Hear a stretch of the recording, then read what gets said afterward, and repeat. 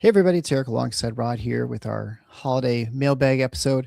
Thanks for joining us if you're here live. If not, we appreciate the questions you sent in. We've got more content. We didn't have a lot of questions sent in to us, so we'll get to those throughout the show. We're also going to talk about the Big Ten, obviously. If you want to drop something in a super chat on the YouTube, you're more than welcome to. This is our special to all the supporters of the show. So hopefully everyone's getting ready in this super busy time of the year. And I don't know, been dealing with the snow melt here. Which reminds me, of course, that we need to go through and recognize our sponsors of the show, too, who are fantastic supporters of the show as well. And this would be Nudge Printing. And you can still head on over to Nudge Printing at nudgeprinting.com/win, where you can enter for a free North Face Gruff Sparty backpack. You just enter your email address at that location. Then you can also peruse the rest of the stuff there with the Tifnots stuff, or you can head on over to Gabe and Brittany's main page at nudgeprinting.com and select any one of their really amazing products there, whether it's the fatheads for the wall to stickers for your computer, which I have a couple of those. They also have, obviously, all the apparel, quarter zips, jackets, hats, every sport, Spartans with all kinds of various Spartan logos, both vintage and new current ones. The great thing is you get 20% off. It's obviously too late to get stuff for Christmas, but you can still get it probably before the new year, pretty close. It's great deals. 20% off. You type in TIFNOTS, that's TFFINOTS at checkout when you make your purchase, and you get that great stuff all from a Michigan company here in Portland, Michigan.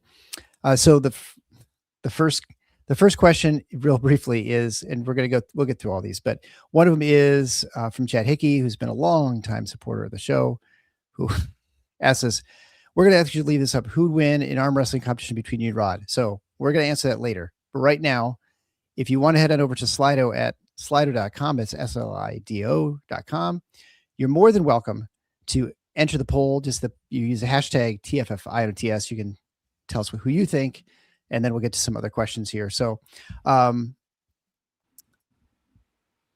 first is just from DeFi Spartan. Thanks for Discover Your Channel, and thank you last year. Thanks for providing us with such thorough content, entertaining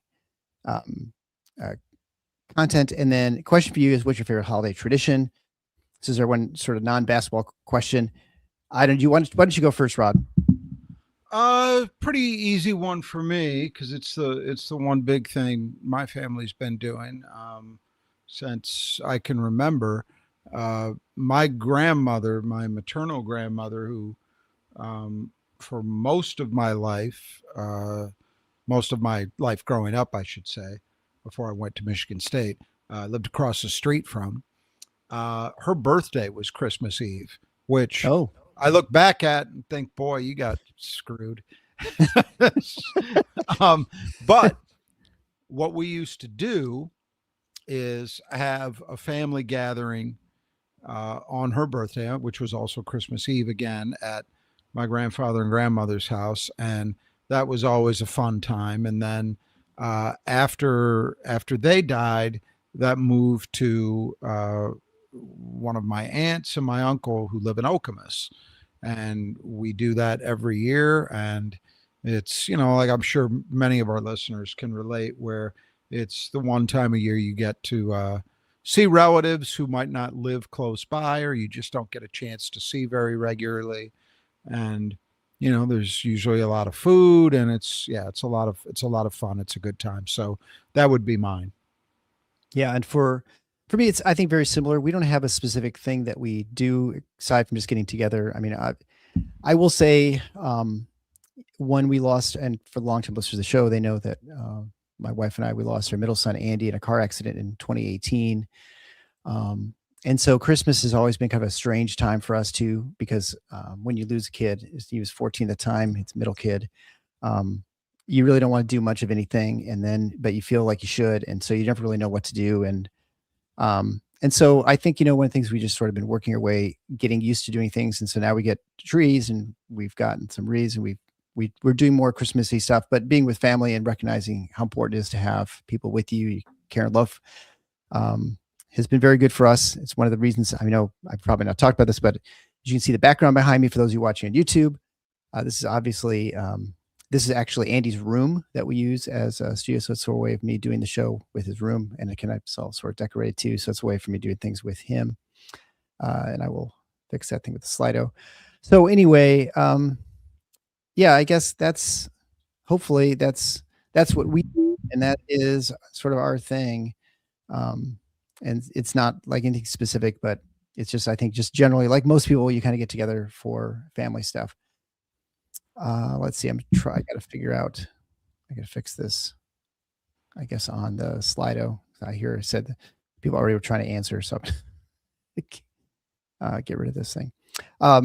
So now we get to some Michigan State basketball questions, and we'll begin here with Rich Wagenheim, who's also been a longtime supporter. We actually met Rich back in California. So that's right. He had two-part question. And he asked, other than the nepotism factor, do you see about a comparison between Nebraska playing Sam Hoiberg, and who has developed into a starter on their team, and Denham Wojcik, who is a sort of a bigger Hoiberg, a bigger version of him? And then what do you think our Hall of Famer sees in Denham that projects to winning basketball? I think I'm going to answer this first, and then I'll let you go, because I know you've kind of talked about this bunch, but I know that there's certain things with Denham that people look for deficiency has, and that's I think pretty clear. But I do think he brings some things aside from like just the obvious things, like he works really hard, or what he's like works really hard in the scout team.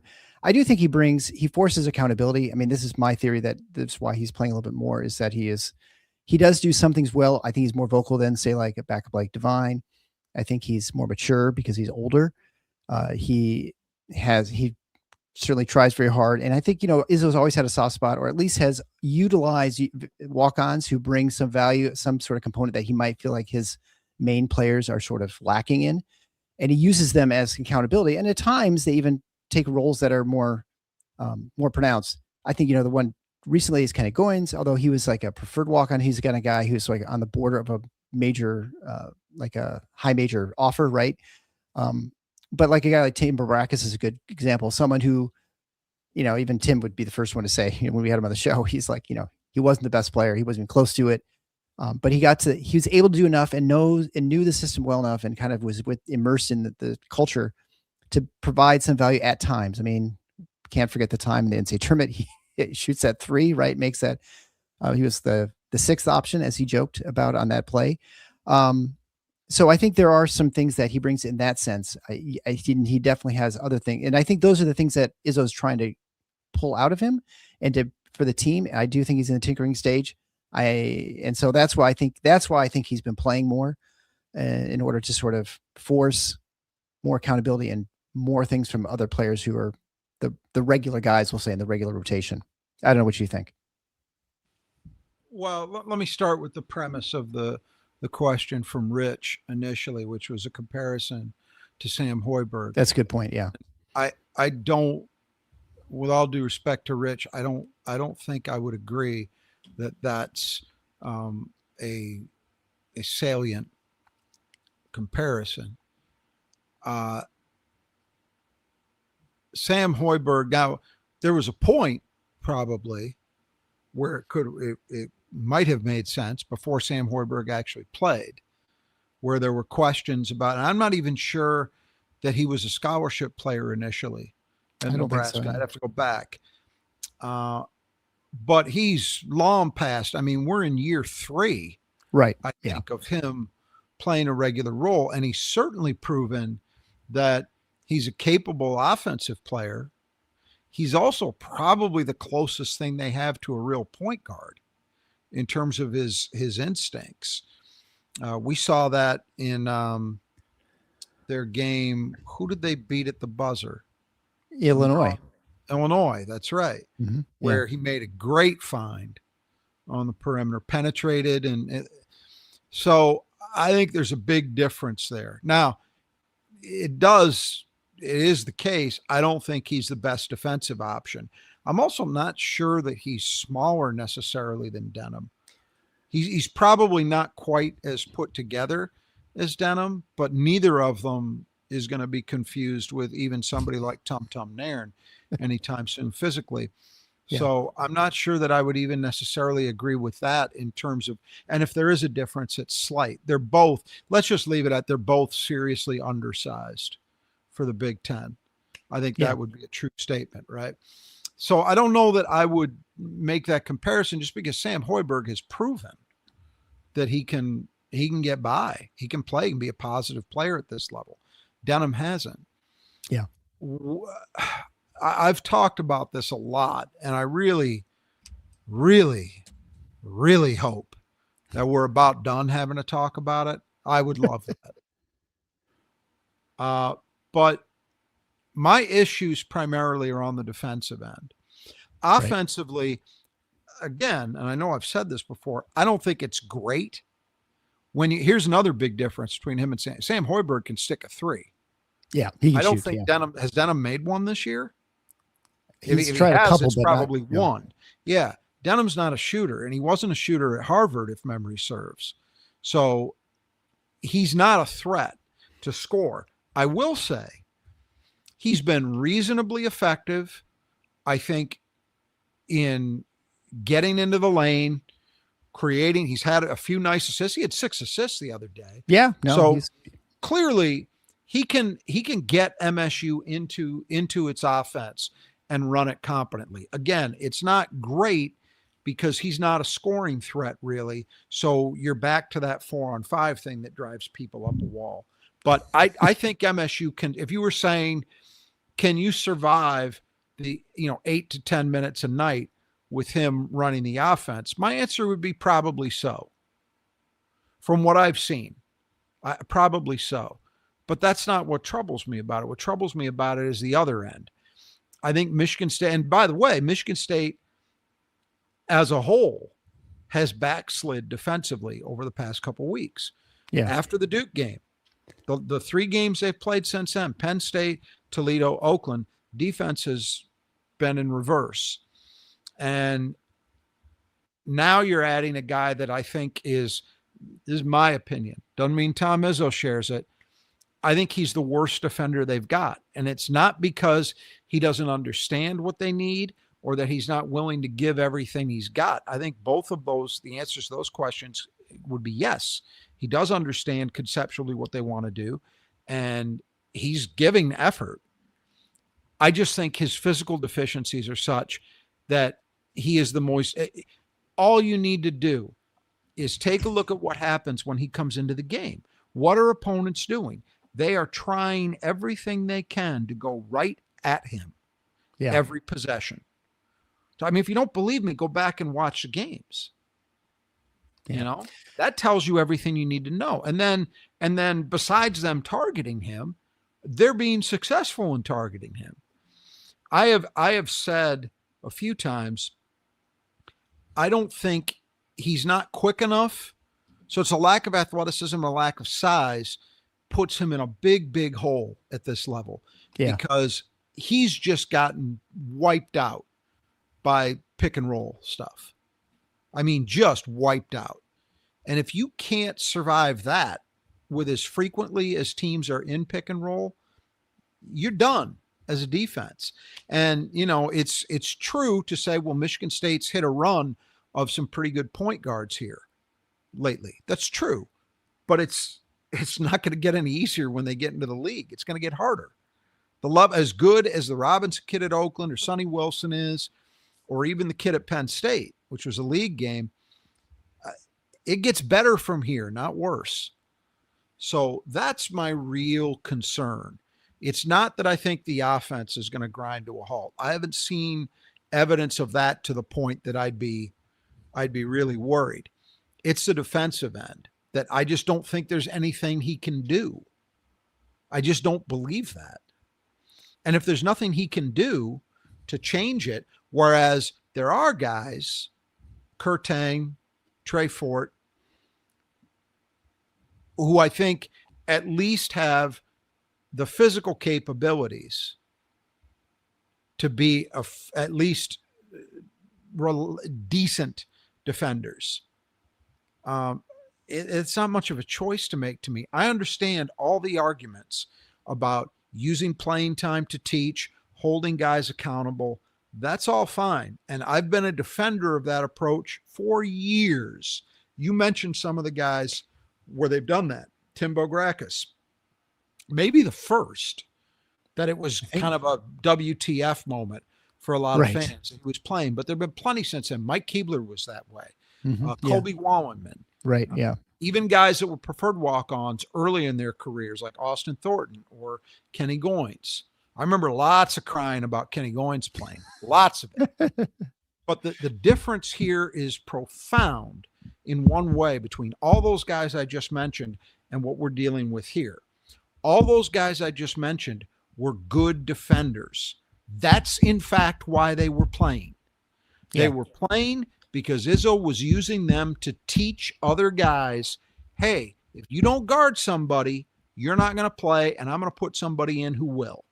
And that's what befuddles me about what they've been doing these last several games, because I don't see that argument at all in this situation. I don't get it. I don't see it. The things he's mentioned, I would note what he has said in his press conferences. Defense hadn't come up one time. It's all the talk from Izzo has been about, I need somebody that's got a voice, on and on and on. That's the argument. And I'm sorry. Which doesn't mean a thing. It's just another guy who isn't coaching the Michigan State basketball team talking. I don't get it. And I do worry that if they continue with this into Big Ten play, it's going to cost them. Because these games are typically, you go into any Big Ten game having to expect that it's going to be, a 1 or 2 possession game. Obviously, they aren't all that, but a lot of them are, especially when you go on the road. And they're going on the road against what will be an undefeated team, and one that last night they weren't so great against North Dakota, but I've seen Nebraska play several times. They're real. They're very, very real. And you go into that game and you decide that you're going to give away 4 or 5 possessions, that's going to cost you a win. And Izzo's, by the way, been fine paying that price to deliver a message. I just don't know. I don't see the equation here. He's not sitting these guys that aren't delivering on the defensive end with a guy who is. He's not doing that here. So that old equation that everybody goes back to says, well, this is what Izzo does. No, I don't accept that. Not here. Unless you're saying, well, the important thing to him at this point is that he needs somebody out there with a voice. Okay. Yeah. But I'm sorry. And by the way, and again, his team, not mine, but when I go back and I watch those first 9-10 games, I didn't see what struck me as a gigantic emergency in the minutes that Divine Ugachukwu was playing on the ball. In fact, I was actually reasonably pleased with what Michigan State was getting out of those minutes offensively. Yep. And defensively, clearly. So that's where I'm at with this thing. And again, I want to, for the record, I've heard people lodge nepotism, which is another reason I don't love the Sam Hoiberg comparison. Again, no offense. Except it's a walk-on, somewhat similar sort of. Yeah, but it also smacks of that. And clearly that's not I'm sure Nebraska fans were claiming that in the early stages when Sam started playing, but that quickly had to get dispensed with because it was obvious that he in fact could play. Yeah. But that's not what's going on here. I don't for a second think that Doug Wojcik is talking Tom Izzo into playing his son. No. That's not happening. No, I don't think so either. This is happening because Tom Izzo believes it to be the right thing to do. For better or for worse, that's why it's happening. And I don't think it's got anything to do with the name on the back of that kid's jersey. So at least as far as that goes, I dispense with that element of any criticism. My criticism is solely based on what I'm seeing. I don't understand it. I don't understand his rationale. And that makes me really uncomfortable because for about 30 years, I haven't been in this situation. Even if I didn't agree entirely Yeah. with, because everybody's going to have those moments from time to time, but I could always see the rationale. Even if I felt like, well, I still don't think on balance that's the right move to play player A over player B. I could understand it because you could look at it and say, yeah, but you know what? Player B guards and player A isn't guarding well enough. And Izzo knows the way to get player A to guard well enough is to teach him with pine time. Yeah. Like I could understand it. I can't understand it here. It makes no sense to me. So that's very frustrating and worrisome. I only say that I think no reason, no evidence any more than I think anybody has, but I do think the voice is an important thing to Izzo. I think he wants him to be a very good back point guard, very much like Trey was. And I think he thinks his big deficiency is his introvertedness, if that's an introversion. I think that's all true. And so he's using this opportunity right now while he has time before the Big Ten starts, and there's just no time to do it. Then you can't mess around. So I think he's using these next two games, these last games, to sort of say, hey, see what he's doing out there. I realize you're better defensively or whatever, but you've got to recognize what he's doing offensively. That is more what I want. And even though Devine can execute the offense better than Denham can, but he's not getting him in sets and doing the little things. Because look, Izzo's a perfectionist. I mean, he admits it. All his players tell him that, he's going to ride Jeremy Fears until he'll never be satisfied with however good he plays. Right. I mean, he's always going to have something that he thinks he can make him better and improve. And so I think that's what he's doing right now. I do not think this is a permanent solution. I think it's just weird in that usually you see it where people say where players have deficiency on the defensive end, and that's where he's sitting them. It's, I think, unusual that he's having someone sort of like a different aspect of sort of something he's not quite up to snuff on the offensive end, that he's sitting someone and putting someone in who's defensively worse. But I think that's what's going on. And here's the thing. I don't doubt that is part of his feeling about Devine, is that he needs to become more vocal. But at a press conference last week, Izzo went through. So whoever was asking, it might have been Graham Couch, I don't know who it was asking the question, going down the list of guys who weren't vocal enough for Izzo. Start with Charlie Bell, and then it went from there. He's never done this. He's never done this for that reason. So if that's the reason, it's a new one and novel.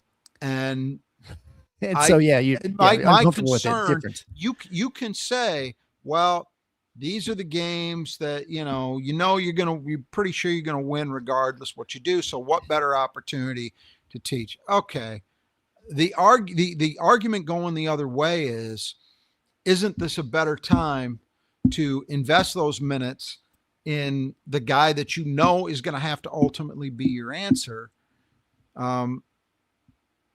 Because the opportunity is there to not have it be critical in a win-loss context, Now, I understand he doesn't tend to think about things that way. I get it. He doesn't ever say he'll accept a loss, but he's proven he will take a loss in an individual game in order to further his agenda for where he believes his team has to end up. And I understand that too, but it is unlike any other situation I can think of in his 30 years. Yeah, and I agree. It's that strange. And like I say, I find it very troubling because if it continues, it's going to have an impact.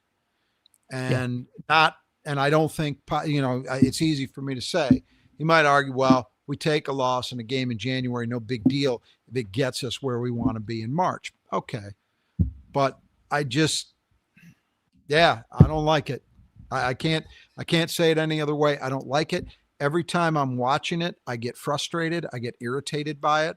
I think most MSU fans join me in that position, which doesn't make it right, because there have been plenty of times most MSU fans have been dead wrong about personnel decisions. But this is one of those rare occasions where I just don't think a purpose is being served. I get it. All right, let's move on here to our last minute question. Came from Amy Miller, who's a recent supporter at the Scott Skiles level. And she writes, I'd love to hear your thoughts on Jesse's specific skill set in regards to obviously Jesse McCulloch, in regards to handling the zone. Seems to me like he's naturally suited for that middle position. What do you think about that? Yeah, I think I don't know that we've seen quite enough yet from Jesse in terms of a passing, in terms of passing sense, because you've gotta be a guy not only who can make a good pass, but can process quickly. You got to be able to see it and make the right decision fast in that role. But I think he's shown the potential there as a shooter. Absolutely. Yeah. So I think that's a good point. I don't know that I expect that we're going to see a crazy amount of zone. The Big Ten is still not a heavy zone league. You see it from time to time, but it's not how most of these guys want to play. And that's for good reason, because the zone is, reasonable minds can differ on this stuff, but for the most part, I think it's a give up defense. I think it's a defense that by and large, it relies upon the offensive team making mistakes rather than you going out there and stopping them. Yeah. If you get the distinction. And I realize that's a simplified way of thinking about it, but I really do believe that's the case, because the way most of the thinking goes is, well, yes, you're going to give up open shots against the zone, but they're going to be shots that aren't high percentage shots. So you'll live with it. I hate that. I hate that thinking in terms of ball screen coverage with people that shack ball screen coverage. And they say, well, I'll just give up the mid-range shot. I hate that. I think it's a losing mentality. And I think you run out, especially in the NCAA tournament where you got to win 6. I think it's a good way to not win a championship. Right. Well, that's personal. I understand there are plenty of smart people who think differently, but that's my thought process. But anyway, getting back to Jesse, look, I'm really, we talked about it after the Oakland game. I'm really happy with where Jesse is on balance. I think I expected the defense to be there based on the things I was hearing from last season. And I think by and large, it's there. I think he'll get a lot better as he gains more experience and more maturity. His body continues to get stronger, but I think he's already solid defensively. He's earning trust with them, and you're seeing that with increased minutes. It's not a surprise to me necessarily how well he's playing offensively, but you never know how quickly that stuff translates. Exhibit A, Jordan Scott, right? Yeah, right. Jordan came in with a reputation. The strongest part of his game coming out of high school was a shooter. Right. Well, for the first, whatever it was, 6 games, 7 games, you couldn't tell that. Now it started to come around lately, but that's a very common thing. Divine Ugachukwu, terrible shooting year as a freshman. Now he's been pretty solid. And I don't think his numbers are a mirage. His shot looks good. I don't know if he's a high 40s guy from 3, but he's certainly a competent shooter at the very least. So you just never know how quickly that's going to come around. Jesse had a reputation as a guy who could shoot in high school from range, even at his size. I think he has shown more interior game than I expected at this stage. I think he's got a nice touch. Yep. His jump shot is great. There's, no 2 ways about it. He is a good shooter. It's funny to say this, but I think there's a case to be made that he's basically playing the way you hoped Xavier Booker would. Oh, I think so. Yeah. That, okay, he's a big man who could shoot the ball, but he's got to learn to play inside a little bit more. He's got to be solid defensively. He's got to be tough on the board, do all those things. Jesse really, there's nothing I look at in his game and say, oh, that's a real weak spot. He can get better in everything. Don't get me wrong. But when I look at him, let's put it this way. You see where Jackson Kohler and Carson Cooper are as seniors, right? 2 of the better big men, I would say, in the conference right now, as it stands. And think about where they were as freshmen.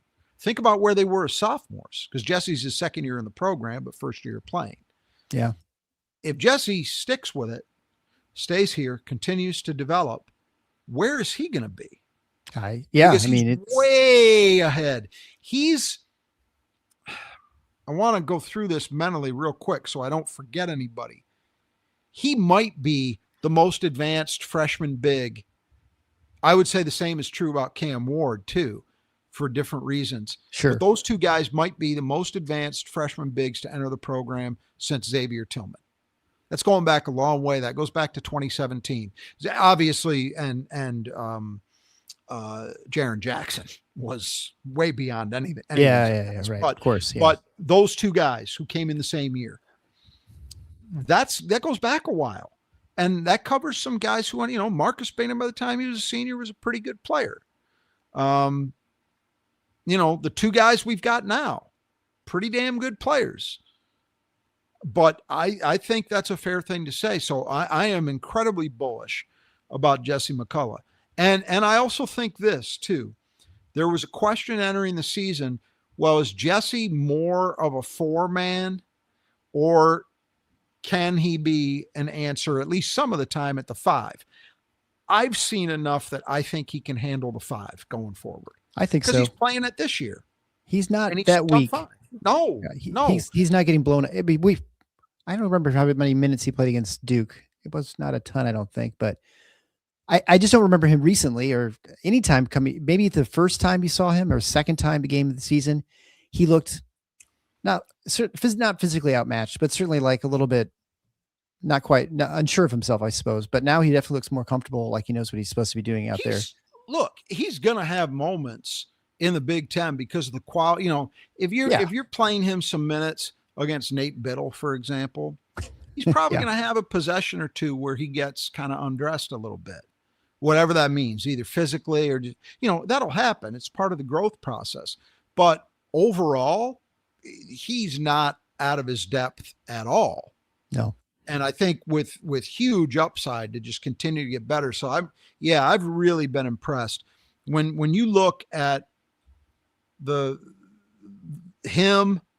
two true freshmen, and I think even Kerr, even though he's a sophomore, you can lump in there. I think they're good futures for all of those guys. I've been pretty happy, and then throw Devine in there as a first-year transfer. I think those guys are reason to feel very bright, very optimistic about the near-term future of the program, with them becoming that next wave of core guys. I really do. Yeah, I agree. All right, well, we're going to start talking about the Big Ten and Rod's tiers. But before we do that, let's just talk briefly about Squeeze Squad of Grand Rapids. Make sure they're obviously a great sponsor of the show. Make sure you get your order in by the end of this year. You head on over to our support page at tffinots.com/support. There you get the link for Troy and his team. If you're anywhere in the Grand Rapids area region, get a hold of him. Book your window cleaning before the end of this year, and you have until the end of February to get it actually done. Get that in the hopper. They can come out any time of the year. They're out right now. They'll be out in January. No matter how cold it is, those guys will be out. The only time they're not out if it's like a huge torrential rainstorm or something like that, or like, I guess, in the middle of a blizzard. But for the most part, they're going to come out and get on the ladders, clean all those windows, get them from the inside if you need them, the screens, the blinds, whatever you need done. You get 15% off. You mentioned Final Four when you get your estimate from Troy and his team. Again, they do fantastic work. Nicest guys. Head on over today, and you'll be glad you did. So let's talk about the tiers of the Big Ten. And you had your, I could bring them up here, but maybe I will real quickly, just to see how things have changed this is your 1 through 18 of the Big Ten. Mm-hmm. And how far did you have the lower tier? Do you have like 4 teams in that, or 5? 5. Okay. So your lower tier, when you came up with it this summer, now this is the part of the Beat Rod contest. Understanding that we had not had an opportunity to watch anyone play, obviously. You had Rutgers 18, Penn State is 17, Minnesota 16, Nebraska is 15, and Northwestern is 14. So why don't you go through your bottom 5 now that you think, and obviously Nebraska not one of those 5 teams, right? Yeah. 4 of those 5 are still in my bottom tier. The one difference is I had Nebraska in there, which looks to be a gigantic miss at this point, because I currently have them 4th in the entire league. And I missed in the other direction, although maybe not quite as drastically, on Maryland. So we'll start with Rutgers. I mean, Rutgers is It's a bad scene. You know, Yeah. I and it's to the point that I really do I begin to wonder, and boy, even like 2, 3 seasons ago, even last year really, I wouldn't have thought I would ever say this, but I'm beginning to wonder if the Steve Peichel era might be coming to a close. I think it is. That's a program that it is very hard to feel bullish about at the Yeah. moment. They have been hit harder, I'd say, along with Minnesota. Those are the two programs that it feels to me the NIL and portal eras have hit the hardest. And if you notice, when Rutgers started to shift in a negative direction, it's when that stuff it had been around, but it's when it really got ramped up and we started hearing about crazy numbers in the portal, because the first couple of years it wasn't crazy. Then it got there. The big one was them losing Cam Spencer. Yes. Well, Paul Mulcahy as well. It came in the same year. Yeah. But you're right. That was an example of it. But then losing Cam Spencer, who had been such a great addition for them, portal giveth, portal taketh away. They had gotten him. Was it Loyola, Maryland? They got him from a mid-major. He had a great year. And then he left to go play for UConn and win a national championship because the money was much better. And obviously, I think the opportunity to play for a good team that was a defending national champion. But I suspect, from what I recall, the feeling was the money really had a lot to do with it. It's interesting. There was a discussion on the Spartan Mag board today about Mateen Cleaves Jr., to just derail this a little bit. There was just a recruiting article. For those who are behind a little bit, Mateen Cleaves Jr. is a sophomore in high school this year, but he already has some high major offers, 2 of them, in fact, Michigan State and Rutgers. And he was talking about both schools. And Rutgers, it's not surprising they're in there because they have an assistant, Smoke Williamson, who was part of the family AAU program out of Detroit for many years. They've got a Michigan kid, Dylan Grant, on their current roster. In fact, he's their best player, which is not saying much at the moment. But somebody was saying, well, yeah, but Rutgers obviously had some NIL to work with because they had Dylan Harper and they had Ace Bailey, 2 of the top 5 picks in the draft last year. Right. I still can't square it because, well, one, you pay less for an incoming freshman generally, even an elite one, than you do high-level portal guys. That's a fact. Sure. So I don't know at least what the price tags were on those guys. Secondly, Harper had a brother, obviously, Ron Harper Jr., who played there before him. So they might have gotten a little bit of a hometown discount on that one. Ace Bailey, I don't know how to make sense of that. He was from Georgia. I never understood what that was about, but it also didn't work. It was kind of the classic Faustian bargain, right? You're going to get 2 top 5 players in the draft to come into your program. Oh, but your program's going to sink without a trace. Yeah. As a result, I don't blame those guys for it, but I think it's whatever momentum they had is gone. I was so impressed with the job Steve Peichel did there because he established a way of playing and a program foundation that to me was just note perfect for what you do when you're in that situation. And by that situation, I mean, you're not a traditional power. This is even before NIL came in. You don't have a lot. You play in a bandbox, which is fun to watch, and I'm sure fun for people to be there. But let's be honest, recruits don't go to the rack and their jaws drop, right? Right. Or with the facilities that the program has in general. So you're working from behind in so many ways. But if you can establish a method of play that doesn't rely purely on talent, but rather on buy-in, effort, defense and rebounding are things that even guys that aren't supremely skilled can do as long as they have, a certain level of athletic ability and physical capability. And you can usually get guys at a Rutgers that could do those things. And that's what Peichel did. And he established a program that relied on defense and rebounding. And you know what? Those are tried and true ways to win basketball games. If that's all you do, you're probably not winning any Big Ten championships or getting to any Final Fours. And they didn't. But man, they were competitive. Multiple NCAA tournaments in a row at a program that does not make it very often. And he gradually improved the talent base at the same time. I'm talking about before last year, when he had the Mulcahy's and the Cliff Omoruis and those guys, Miles Johnson. He was getting good, solid, back end top 100 or top 150 players. And when you combined that with those program staples he had in place, you had a pretty good basketball program. But the last 3 years, it's just fallen off a cliff. Now, they won a big game by a point on Saturday against Penn. So congrats. Their best win of the season is over UNLV, who's just inside the top 150 nationally. Yeah. It's going to be a long winter. I'm not saying they're going to go winless, because I think the bottom of the league is bad enough that they'll get some wins, but it's They're not really pretty. bad. And so then you put that together with, well, there's no money in the program. Well, why is there going to be money in the program now?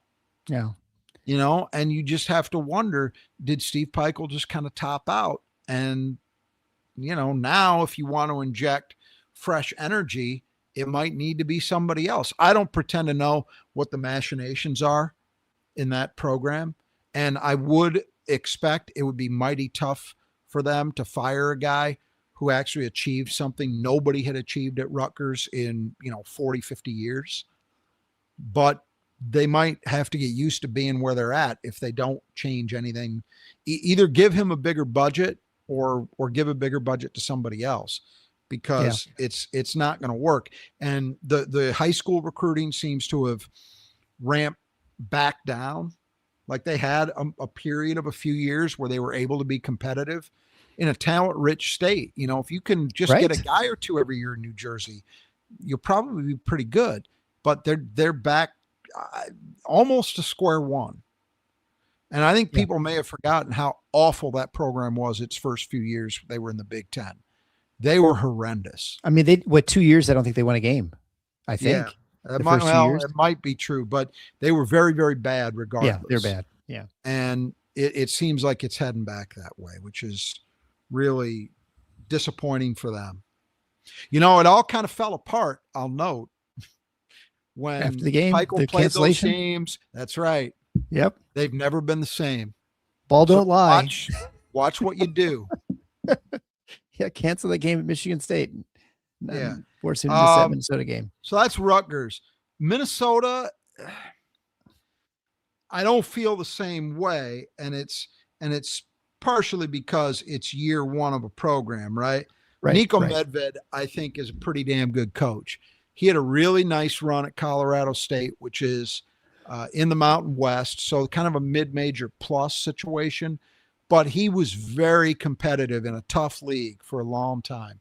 And I think, frankly, even though I admired some of what Ben Johnson was able to do, I think Nico Medved, on balance, had the better resume the last time around.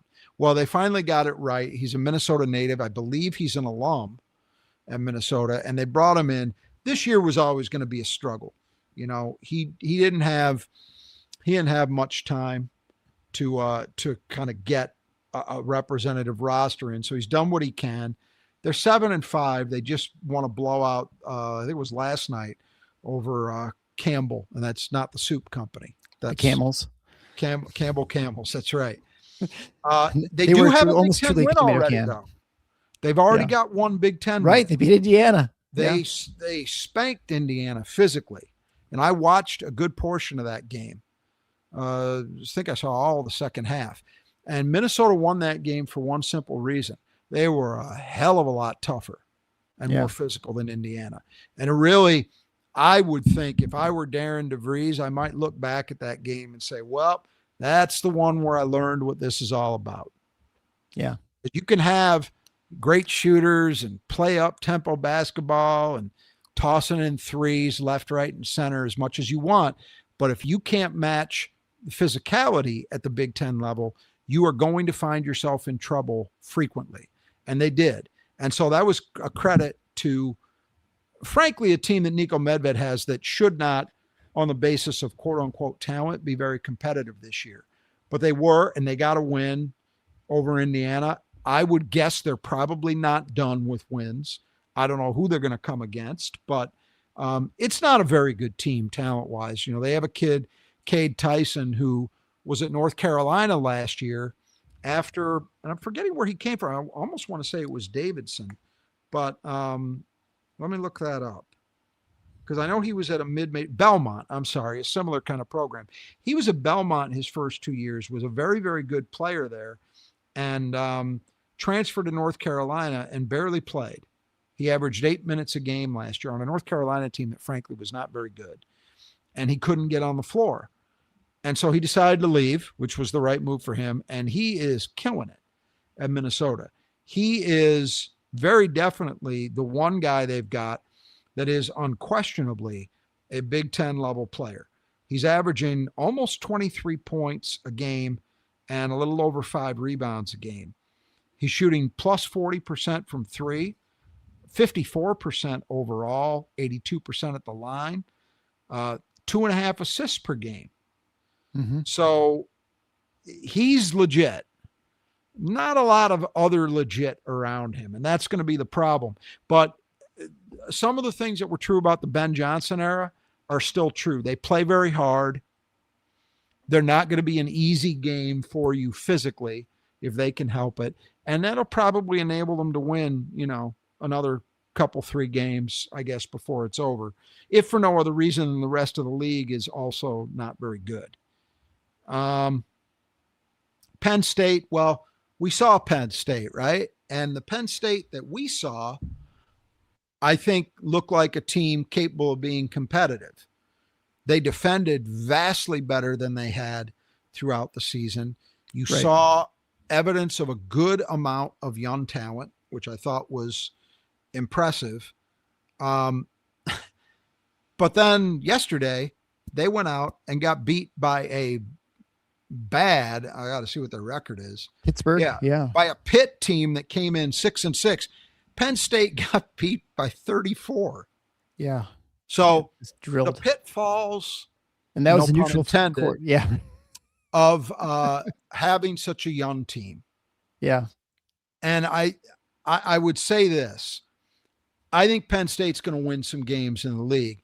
And I think there will be nights where they do to other teams what they did to Michigan State because there is talent there.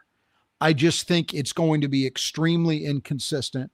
And Mike Rhodes is just going to have to ride the rapids with it.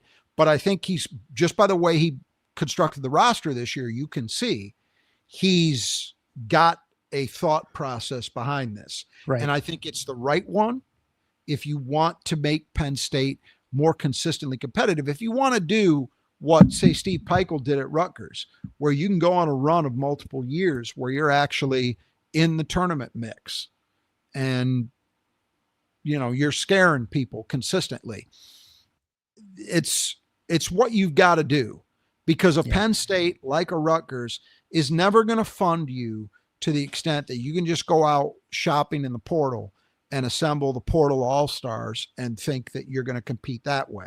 So this is, in my opinion, it's a sound process, but it's going to be a tough one because he's you going got to retain those guys. You got to retain them, but even before you get to that, you got to get through this season. Yeah, right. And there are going to be nights like, even in losing to Michigan State, I would imagine they felt pretty good about the way they played that game. But you're also going to have nights like you just had against Pitt. Yeah. And probably more of those than the former. But you've got no choice. You just got to go through it to try to get to the other side. And then, as you say, the next challenge is, keep those guys around. Yeah, there are always some weird results too. I think right before Christmas, I think there's some teams that just strange things happen that those couple days before the Christmas break. Absolutely. And so, you know, and I it think could you saw have happen been wherever, you know. Well, and then you know, it goes back to a young team, right? It's like, how do a bunch of freshmen handle Christmas coming up? Right. You Yeah. know, you don't know. What role did that play in it? I don't know, but I suspect that it had something to do with it. But regardless, it's going to be a ride the rapids kind of thing. There are going to be more lows than highs, but I do think the future of that program is decent if they can just hang in there. Northwestern, it's tough.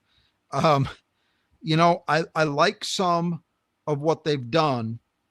Chris Collins has gotten some portal guys that I think have looked like they've panned out okay. They just lost a tough one by 3 over the weekend to Butler, and they had to play that game without Nick Martinelli, who sat it out with a concussion. Nick Martinelli, right, to no surprise, has put up some real numbers early in the season.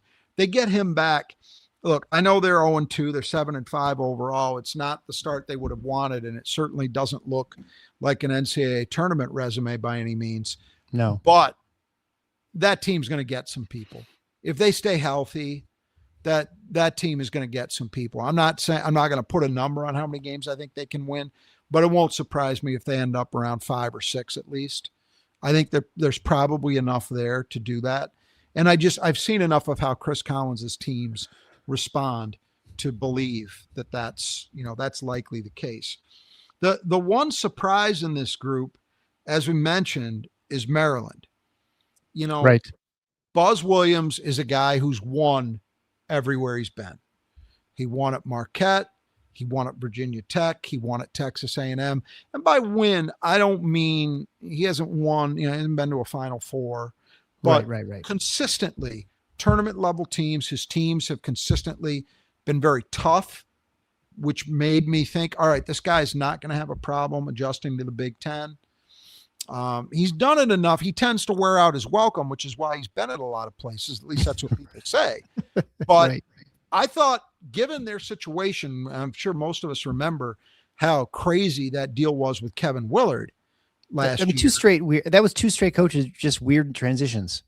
Yeah. Well, the Turgeon one, I could understand. That was the middle of the year, right? That was a weird one too. But I could kind of understand it because they got off to a bad start. Yeah. And Turgeon was just in a no-win situation. Like, I actually think he had a decent, not great, but a decent, solid tenure there. And that year he left, he was coming off, if memory serves, it was either that year or the year before, he was coming off a Big Ten title. So it's not like he never did anything, but I think Maryland fans believe that they have a program that should be competing at the top of the conference. And I get it. They're a program with a lot of tradition. They're ACC years, to be sure. But I think Turgeon, it was just, who needs this? And by the way, I don't believe he's gotten back into coaching. So I think that was kind of it. He just kind of had it after that experience. But this one was in the midst of a season where they were winning a Big Ten championship or contending for one. I'm sorry. They were in the mix at the top of the league and had a really good year. And, it was weird because I thought basketball, they were probably pretty well set up to compete financially. According to Kevin Willard, maybe not so, but that was a crazy deal. And, the last time they went through it after Turgeon, their fans, I think, and maybe even the administrators had unrealistic expectations about the caliber of coach they could get. And they ended up with Willard, who had been solid at Seton Hall, but not a world beater, not anybody to excite people. And then when he finally has a breakthrough season, after a couple of years of very middling performance, he leaves. It could have been really bad. For them to get Buzz Williams, I thought was a pretty good pivot. Yeah. But so far, it has not worked out. They have been bad. And it goes to show you, I think Maryland is Exhibit A. Everybody likes to talk about the coaches that are active in the portal and how well it works. And look at this team, how great they're playing. See, you can win in the portal. They don't ever talk about the guys who do that and fail. And there are just as many, if not more, of those stories as there are the ones where it works. And that's because it's extremely volatile to do it that way. Now, Buzz Williams didn't have a choice. I don't know how he'll be going forward there, but he didn't have a choice because when he got the job and they lost guys, Gillespie went to Tennessee, Rodney Rice went to USC. They lost guys who could have come back. So he had no choice but to go heavy in the portal. But people felt like he pulled together a really good class. He brought several guys over with him from Texas A&M who were a solid team last year, added some other guys, and it's just been a disaster. I mean, Maryland they're 6-6 overall. They're coming off an 8-point loss to Virginia in a game where they led. But it's been a mess. I mean, they went into Iowa, their first Big Ten game, and just got whacked by 19. And then Michigan beat them in College Park by 18 in a game where it feels like Michigan didn't think they played that well. No, well, it was kind of close with about 10 minutes left. It was competitive, but Georgetown beat them by 10. Georgetown's not very good. They beat Marquette by 7, but Marquette has been awful this year. Gonzaga beat them by 39. Alabama beat them by 33. So you see what I mean. This is not adding up. And Pharrell Payne, their big man who started his career at Minnesota, was at Texas A&M with Buzz Williams last year and then followed him to Maryland. He got hurt in the Michigan game. He didn't play against Virginia. I'm not sure what the prognosis is there long-term, but if he's out for a significant amount of time, that's another big problem. Big problem. Because he at least gave them somebody who had Big Ten experience, who he knew could hack it inside and actually be a pretty productive player. It's not working right now for Maryland. And I don't know if it's going to get a lot better. So I had higher expectations. I wasn't sure they could be a tournament team, but I thought they would be knocking on the door of that. They're nowhere close. They're not going to the tournament this year. So we'll see what happens long-term with Buzz, but so far so bad. So before we get into third tier, just a quick reminder to make sure you check out your roofs, make sure that they're drained properly. Make sure the brothers just you got to take care of things, whether you're on the east or the west side of the state. Kurt and Greg will take fantastic care of your roof and your gutters, and make sure that the water is diverted away from your foundation so it doesn't cause problems later. If you got ice dams building up, or if you got your gutters so clogged with stuff, they can go in and clean them out.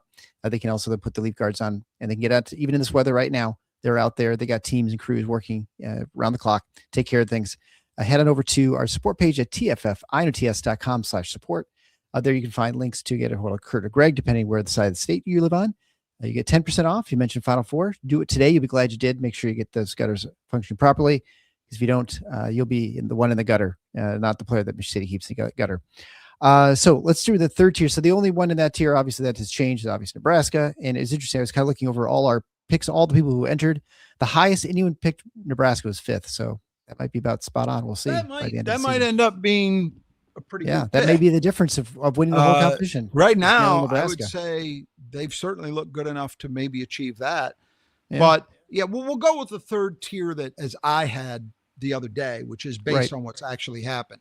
So we'll start with Oregon. And, I said in the post I did with this on the Spartan Mag board, I'll quote myself here. Frankly, it's only my perception of Oregon's potential and talent that has them here.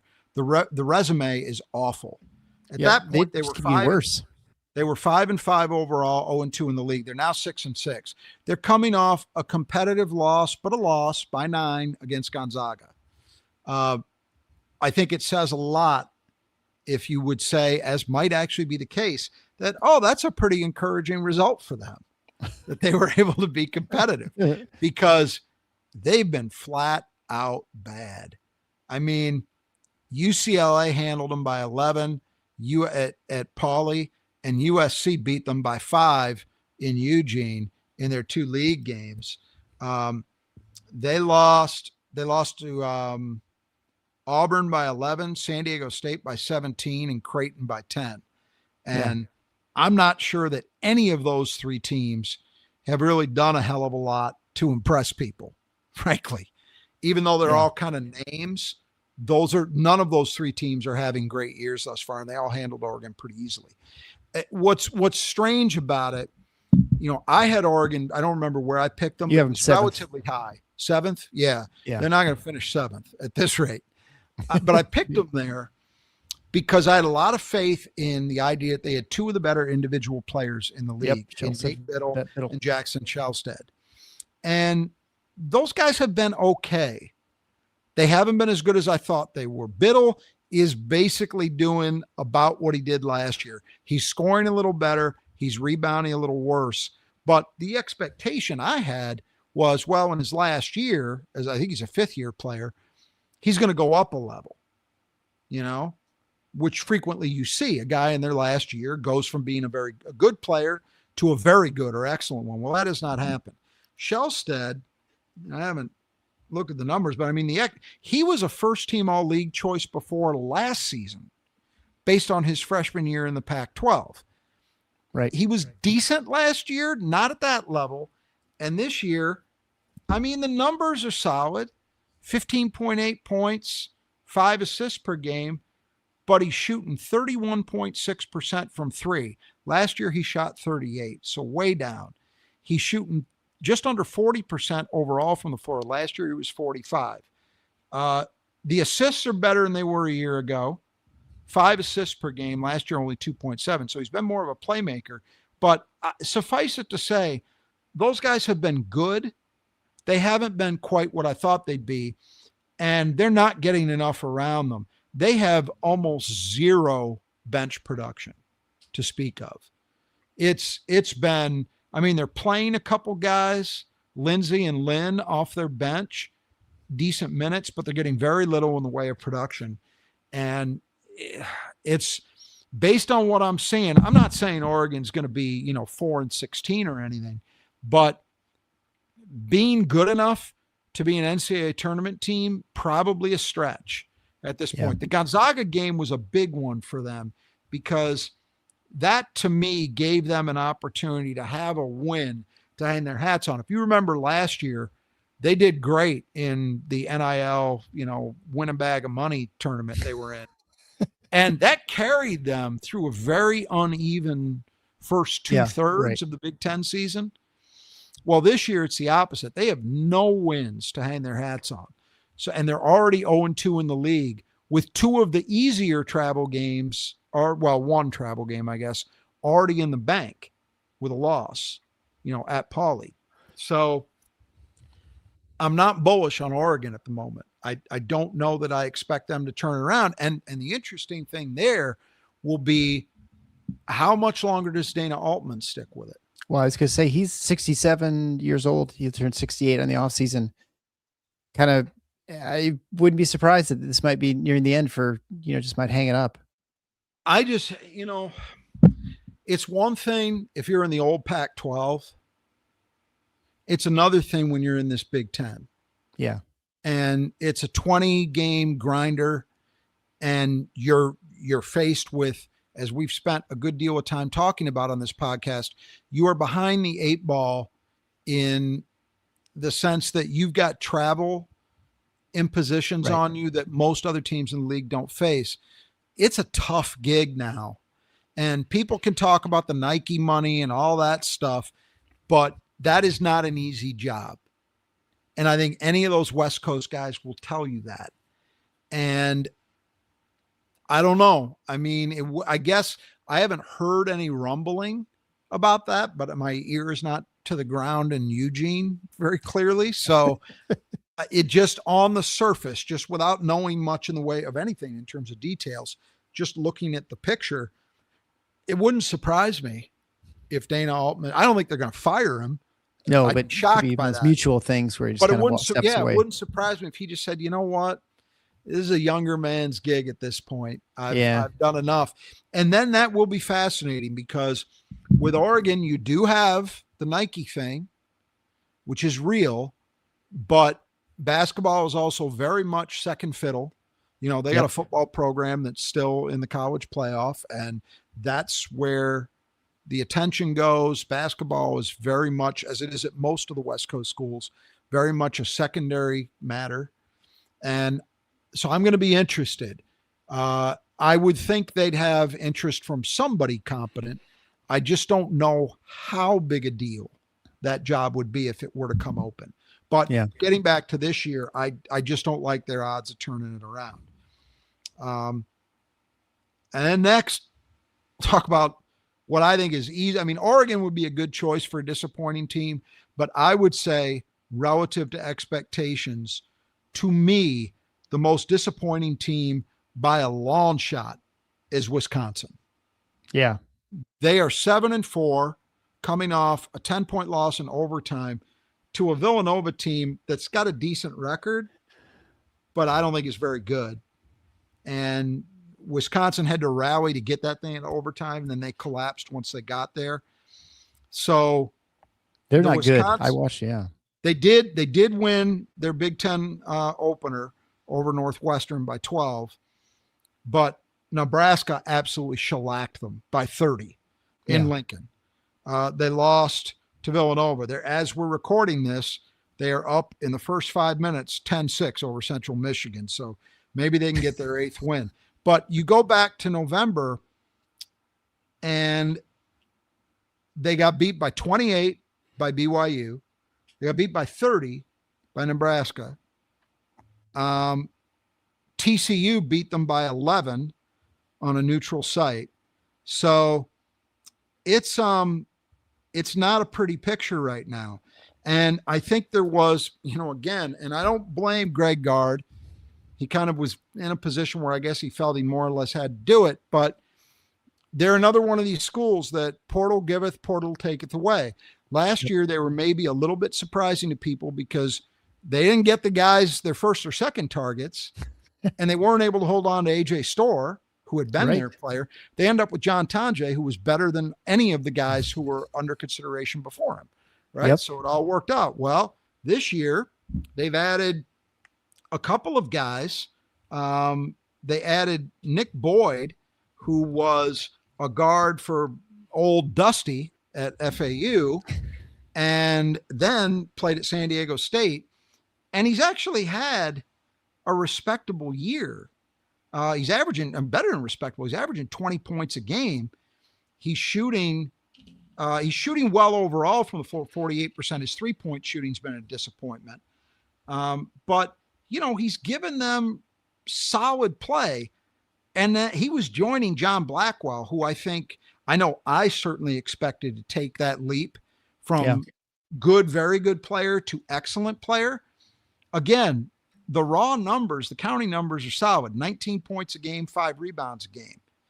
But the efficiency, he's 41% from 3, but only 38% overall. That's not good. He struggled a little bit with turnovers. He has been good, but maybe not what I thought he would be.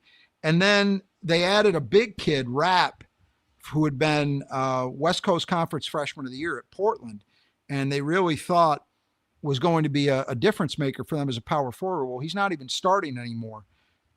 Only 8.9 points, 3.6 rebounds a game. It just hasn't worked. Yeah. Nolan Winter's been good. There are individuals that have done roughly what you might have expected, but they're another team that the bench production, just like I talked about with Oregon, the bench production has not been where you'd want it, where you'd need it. And it just looks to me when I watch them, what we normally come to expect of Wisconsin is, at the very least, kind of as the bedrock assumption, they're going to look coherent. They're going to be recognizable. You know what they are. They know what they are. And sometimes that will work, and occasionally it doesn't. But for the most part, they're going to be pretty good. I don't see it right now. And they don't have, when I look at the resume right now, I'm looking for a good win. They were when I did it with Dom, the bracket, he had them, and this is before the Villanova game, he had them as the last 4. Yeah. Out. First 4 out. And now they're further out because he had Villanova, there's the next 4 out. Yeah. And they beat Providence. Providence isn't very good. That's their best win. That's not one that you're going to hang your hats on. They had opportunities against BYU. They got smoked. TCU, who's off to a pretty good start, they got smoked. Wisconsin got smoked, I mean. Villanova, I don't know that I believe they're going to be a tournament team when it's all done, but they get beat there. They get absolutely crushed in Lincoln. I mean, these are not good signs. So somehow they got to get more guys beyond their two guards and Nolan Winter contributing consistently. And they really need to develop a bench. And then, I don't know, they just need to display some of it. It's just insane watching Wisconsin giving up the amount of points that they're giving up. I mean, we've seen this coming, right? Where they play faster than they used to.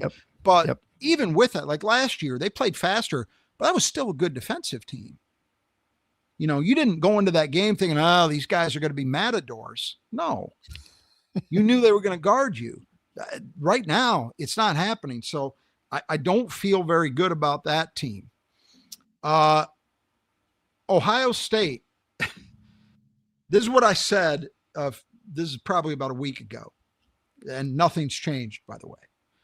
New year, same story in Columbus. The Bucks at that point, they were 8-2. They're now, I think they're 8-3 or 9-3. Let me see. They lost North Carolina by a point or something. By a point, yes. Stretched North Carolina. And let me see. Yeah, so they're 8-3. 1-1 in the league. They beat Northwestern on the road, but got beat at home by Illinois by 8. Yep. And it's feeling like every year over the last 4 seasons, going back to the end of Chris Holtman's campaign, where you look at it and you think, wow, they've got players. Yep. And Bruce Thornton, they have an outstanding player. Bruce Thornton is the 14th leading scorer in the country. He's averaging 21.3 points per game. Now, his assists, 4.4. It's okay. It's not great, but it's solid. Doesn't turn the ball over much at all. So he's solid there. He's shooting the lights out. He's 58% overall from the floor, 46% from three. He also averages 5 rebounds a game. So Bruce Thornton is having exactly the year I thought he would, where he's in the mix for first team all league. Might even, if they were a better team, might even be in the mix for player of the year in this league. But it's a funny thing about Bruce Thornton, and I've mentioned this before, but I haven't figured it out yet. He's been individually very good since his freshman season, but they don't win. Yeah. Normally, Xavier Johnson effect, right? When you have but it's different because Xavier Johnson was just all that. It was obvious. Like, that guy just does not make winning plays. Bruce Thornton does. I mean, Bruce Thornton is a very, very good player. And when you have a very good player as a point guard, you should at the least be a tournament team. They haven't been. And I watch him play. He's not selfish. I think he tries to get others involved. He's reasonably effective in doing that. He's extremely efficient. I just mentioned those shooting numbers are out of sight. I don't understand it. Yeah. And he's got talent around him too. I mean, when I look at this team, they've got a kid Bynum who's a freshman who I think is really good, very impressive player. We've talked about Devin Royal, who was a Michigan State. Plenty of times. Yep. He's been very good. Mobley, kid they added last year, who had been a high school teammate of Jace Richardson's in Las Vegas. Very good shooter. I think, looking at the North Carolina game, their bench scored 0, nothing. All their starters were in double digits. And the guy who played the least minutes among their starters was Bynum, who played 27. So Jake Diebler is maybe going to have a team who's running on fumes if he doesn't watch it. Right, exactly. Yeah. That's not good. I mean, Thornton played 37 minutes. You can't do that. But, with Ohio State, I mentioned that, they got the win over Northwestern. They lost to Illinois. They beat West Virginia. West Virginia is 8-4. I'm not knocked out. They had a chance against Carolina, couldn't get it done. I'm just looking. They beat Notre Dame, who's not good. They just lost. Uh, They just they, lost the Mastodons of they Fort lost Wayne. their other loss besides Illinois, North Carolina was they lost a 1-pointer to Pitt. So, you can say, you can say that their losses have been competitive. There's 2 1-point losses and an 8-point loss in there. Okay. But you got to get some wins. You need something to hang your hat on. And right now, they don't have that. Now, as opposed to some of these other teams we've talked about, I do think Ohio State has enough that I could see them managing to grind out enough Big Ten wins and enough meaningful Big Ten wins to maybe get in the tournament. But it does feel an awful lot like the last several years, doesn't it? Where you look at it saying, I don't know. It could be a very uncomfortable late February, early March for them yet again. And I'll just say this. Out of all the programs we've talked about so far, the one that, in my opinion, has zero excuse to be in their position they seem to annually be in right now is Ohio State. Yeah. Because they have more than enough resources. They are in, for as much as this matters anymore, they are in great recruiting territory in Ohio. It does still matter to some extent. Mm-hmm. There's no excuse for being what they've been. But, the Jake Diebler move, it was a decision, that's for sure. And you do wonder, there was speculation at the time that if that job had come open, I know people talk about Indiana as a place that Dusty May might have preferred to Michigan in that cycle. But if it had come open, Indiana decided to run it back with Mike Woodson for the NIL Express, and that didn't play out well. But there was talk that if Ohio State had been on the table, he might have taken that one. And right now, you'd be hard-pressed to argue that they wouldn't have been in a much better place if it had gone that way. The Diebler move was always going to be, it's one thing to make an interim permanent when you're coming from a program that at least at some point had done something. But you're on Chris Holtman's staff. Who cares? I guess they want to keep the Diebler name is a big deal in Ohio basketball circles. I get that, but it struck me as a weird decision at the time. And if for no other reason than I'm looking at it saying, what's changed from the last 2-3 years of the Chris Holtman era? Nothing, as far as I can tell. So they got a lot of work to do. I'll just point out too that Dom has him as a 10 seed right now in his first bracket reveal, but he also has 10 Big Ten teams in. So that just, they're just, that's a kind bubble, because right now I just look at it and say, where's the resume? Your best, you have to look at the other teams too, right? That's the thing. So, yeah, no, it's true. There's somebody's got to be team, 48, got to be 10 seed. Yeah. Right, yeah, exactly. Yeah. But it's just, it's not good. So then we turn to a team that was the darling of the portal guys this spring and summer, and that's the University of Washington Huskies. I can't remember. I want to say it was Rob Douster at Field of 68, but I'm not positive. One of these national absolute big shoes and big red nose jokes had these guys something like 11th in the country preseason based on their portal class. They are now 7-4. They are coming off a loss to Seattle. That's not the Supersonics. That's Seattle. That's not even the Seahawks. That's Seattle University, who's only been in Division I school for a handful of years. Their big claim to fame is Elgin Baylor played there, but that's a long time ago, to say the least. That's an unbelievably bad loss. I've heard that Wesley Yates, who was one of their headline transfers from USC, who was very good at USC last year, hurt his hand, sat out that game, don't know where he's at going forward. But, you look at Washington. Did Dom have Washington in the field? No, they're not in the field. Okay. They're not even the first 4 out. Good. Or first 4, yeah. Yeah. They beat USC at USC by 8. So they did get a Big Ten win. They also got beat at home by UCLA by 2. So they're 1-1 in the league. The USC win is a good one, especially because it came on the road. But Right. man, you look at the rest of this. They got beat by Baylor, and Baylor is not great this year. They got beat by Colorado by double digits. They did beat Washington State for whatever that's worth now. Not much. I mean, again, I don't see the resume that should make anybody feel confident. And, again, big They're out west too. surprise, massive roster turnover. Yeah. Not helping. Well, look, and this is the problem, right? Sometimes it works and you look like a genius, but most of the time it's not working.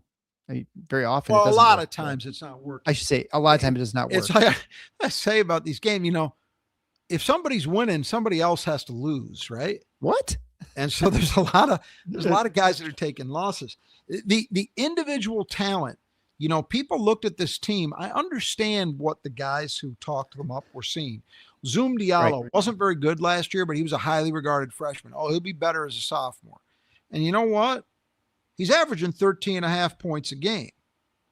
And he's shooting it decently. So he's actually been maybe a little better. Desmond Claude was a guy who really impressed me at USC individually. Wesley Yates, really impressive. But, and I said this when we did our preseason preview, said you're adding guys who have put up stats, but have they won?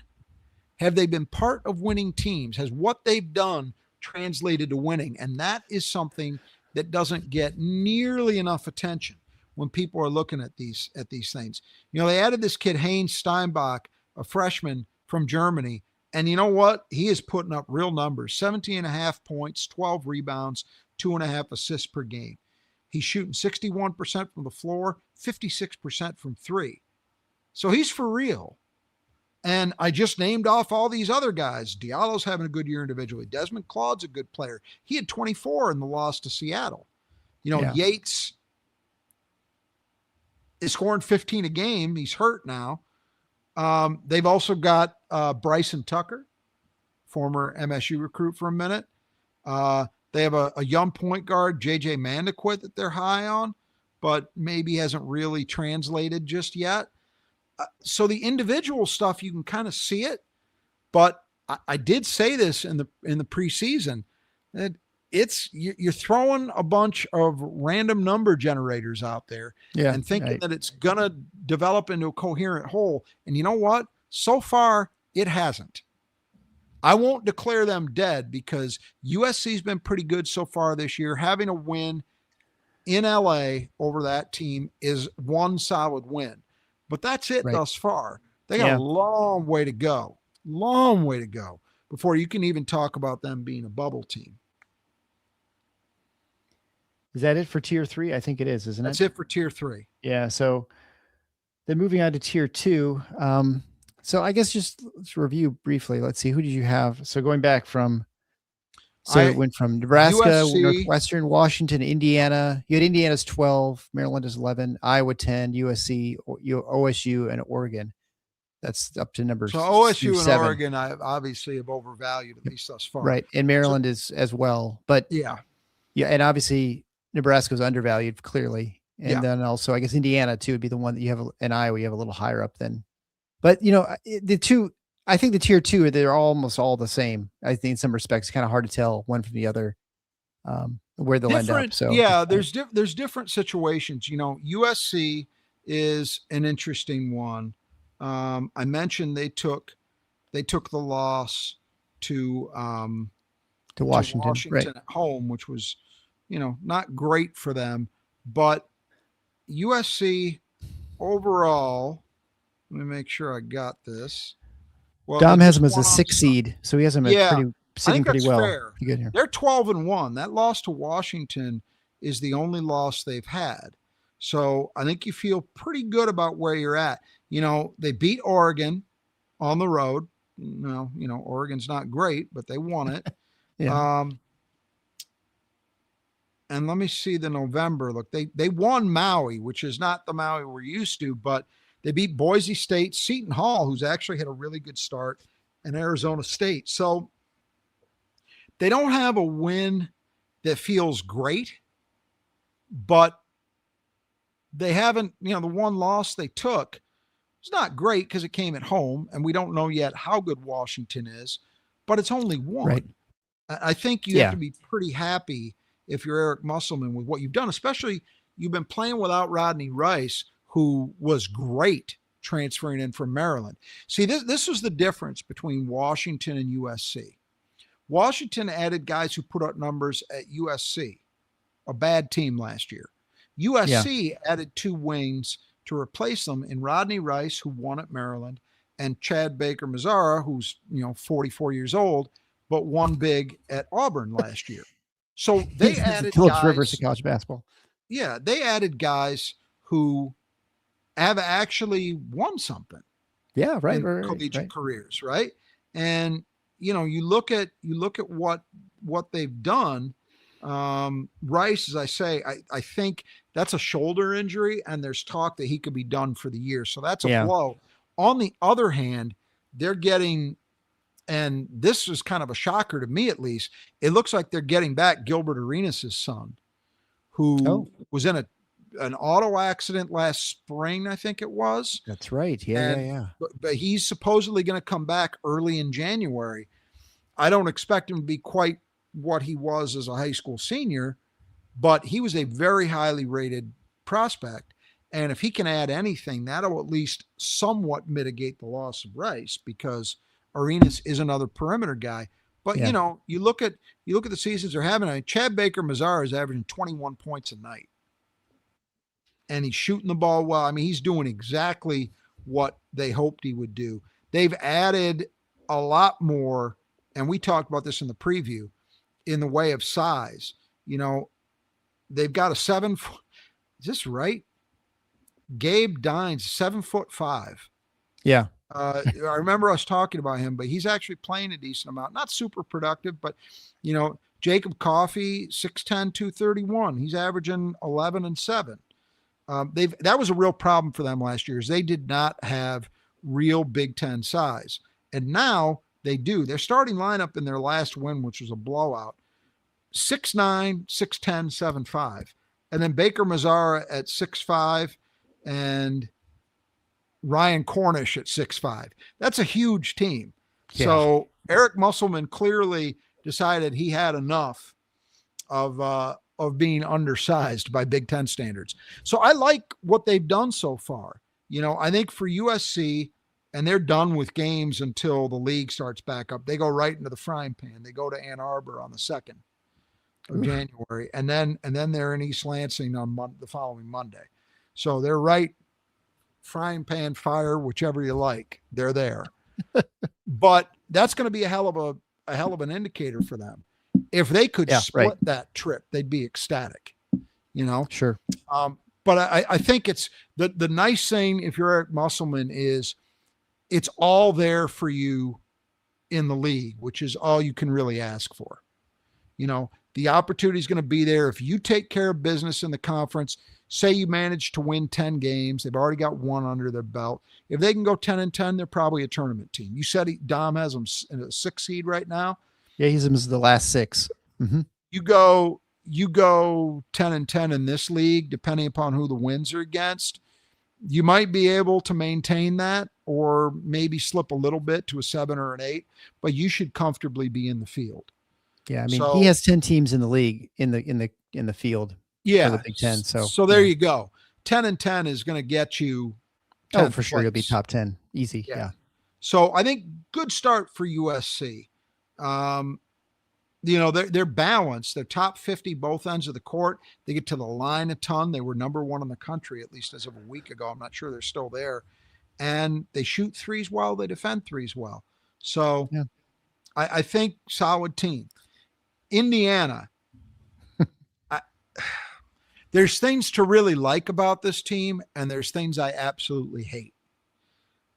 They shoot threes with impunity. I mean, I This think I team, saw a stat in one of the last games. They shot 46 threes out of 62 attempts, field goal yeah. attempt, I mean, which is and they only scored 70 some points, which is like amazing. yeah. Well, they obviously weren't dialed in that game. No, I weren't hitting them. Yeah. They've shot it okay so far, and they have games like their game at home against Penn State where they just could not miss. Yeah. Right. And when you do that, you put up 113 points and you win it by whatever it was, 41. Right. Then they go against Kentucky, they get beat by 12. They get beat by 9 by Louisville.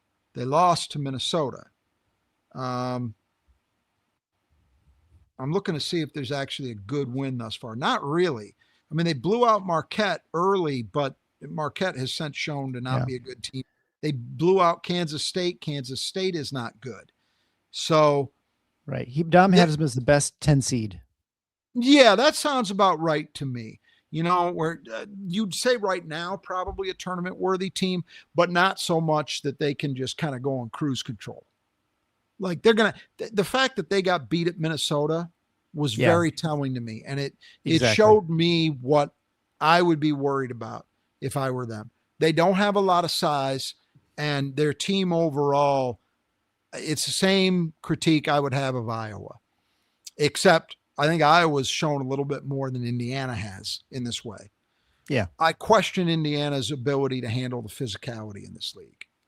And that's about roster composition. I understand DeVries came in late, not on him yet. You got to give him a couple years to see what he establishes, but they're vulnerable. I mean, their defense grades out pretty well metrically, but the old eye test, I don't trust them defensively.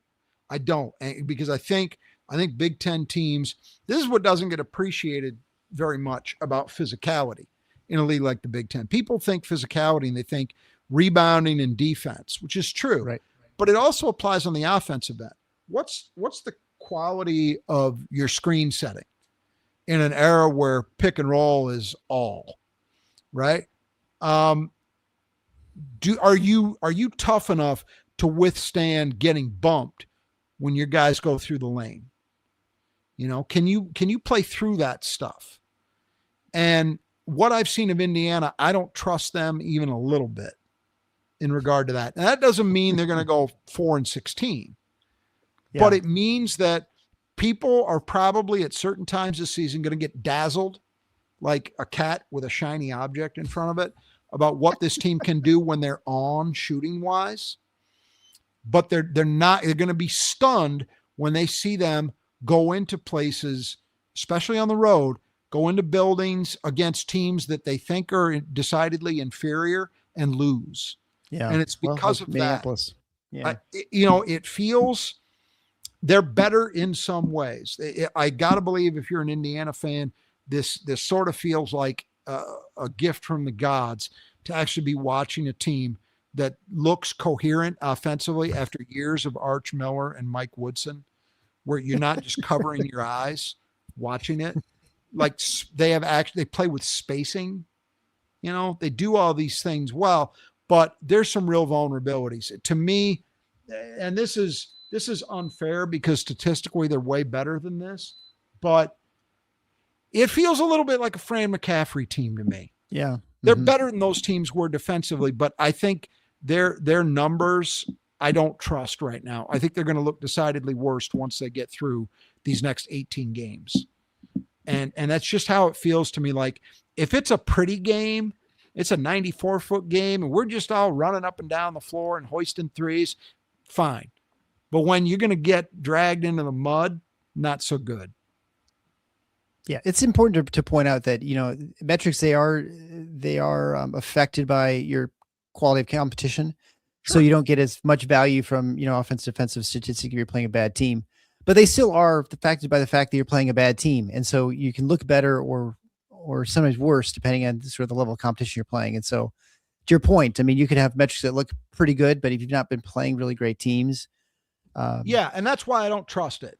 Yeah. That's why I don't trust it. When I see a Minnesota team that frankly does not have much in the way of offensive skill, able to score decently against them, that just tells me, hey, you're rolling into East Lansing in February or whenever it is, or hosting them.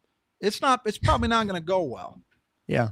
And there are enough of those games on the schedule that I think, I would still lean toward them being a tournament team, but I don't feel great about them just yet. I think Darren DeVries has a long way to go to prove that he's the guy who can get them back to where their fans think they should be.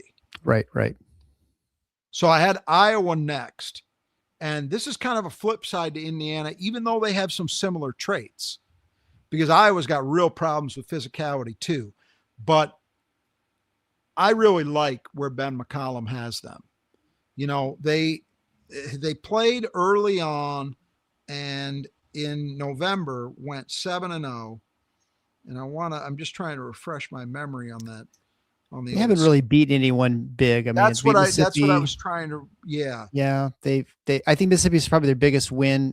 It was, yeah. And that was, they beat Xavier badly, but Xavier's way down. The Ole Miss game was a 5-point win. They beat Grand Canyon by 13. Grand Canyon's okay. But the Michigan State game, I said it when we talked about it at the time.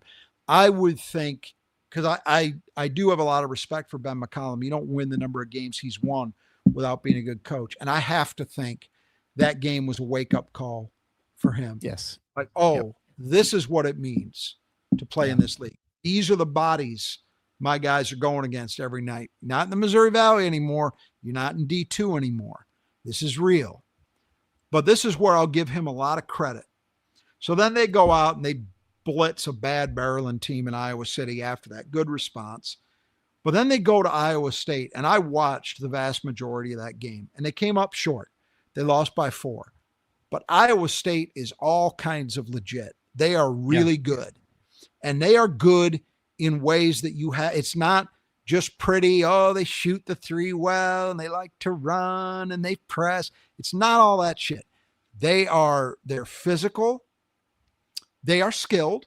They have skilled guys, but that is a gritty team. They are going to test you physically and mentally for 40 minutes. And the fact that Iowa was able to go into their building, again, with a roster that I don't think is built particularly well to play a team like that, and Iowa hung in there and led for long stretches of that game, that really impressed me.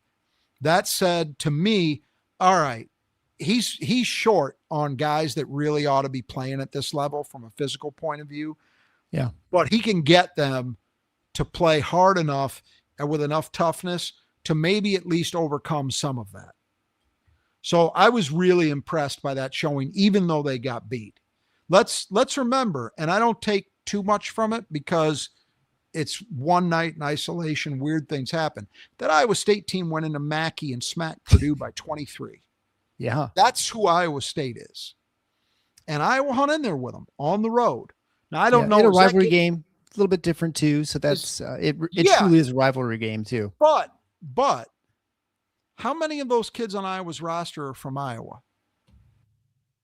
On Iowa's roster? Yeah, there's a few.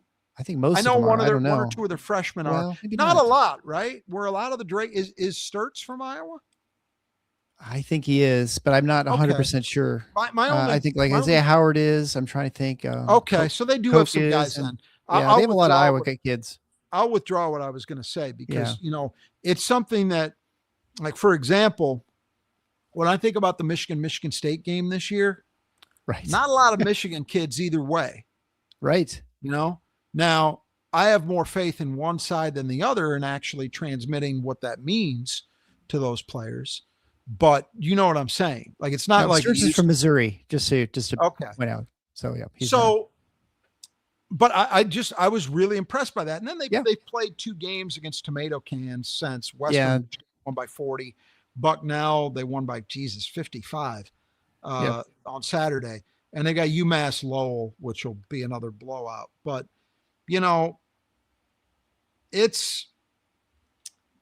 I think and I've said it before they hired him, that this was the right move for them to make. And I've seen nothing so far that leads me to conclude that that's wrong. I think he's the right guy.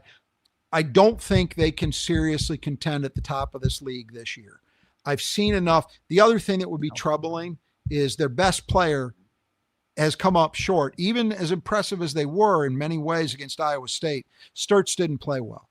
And he didn't play well against Michigan State either. So despite the fact that he's putting up great numbers, he has not stood tall in their two biggest games. Yep. And so that also, until I see it go another direction, that maybe puts a little bit of a cap on what they could be, but that program is clearly headed up.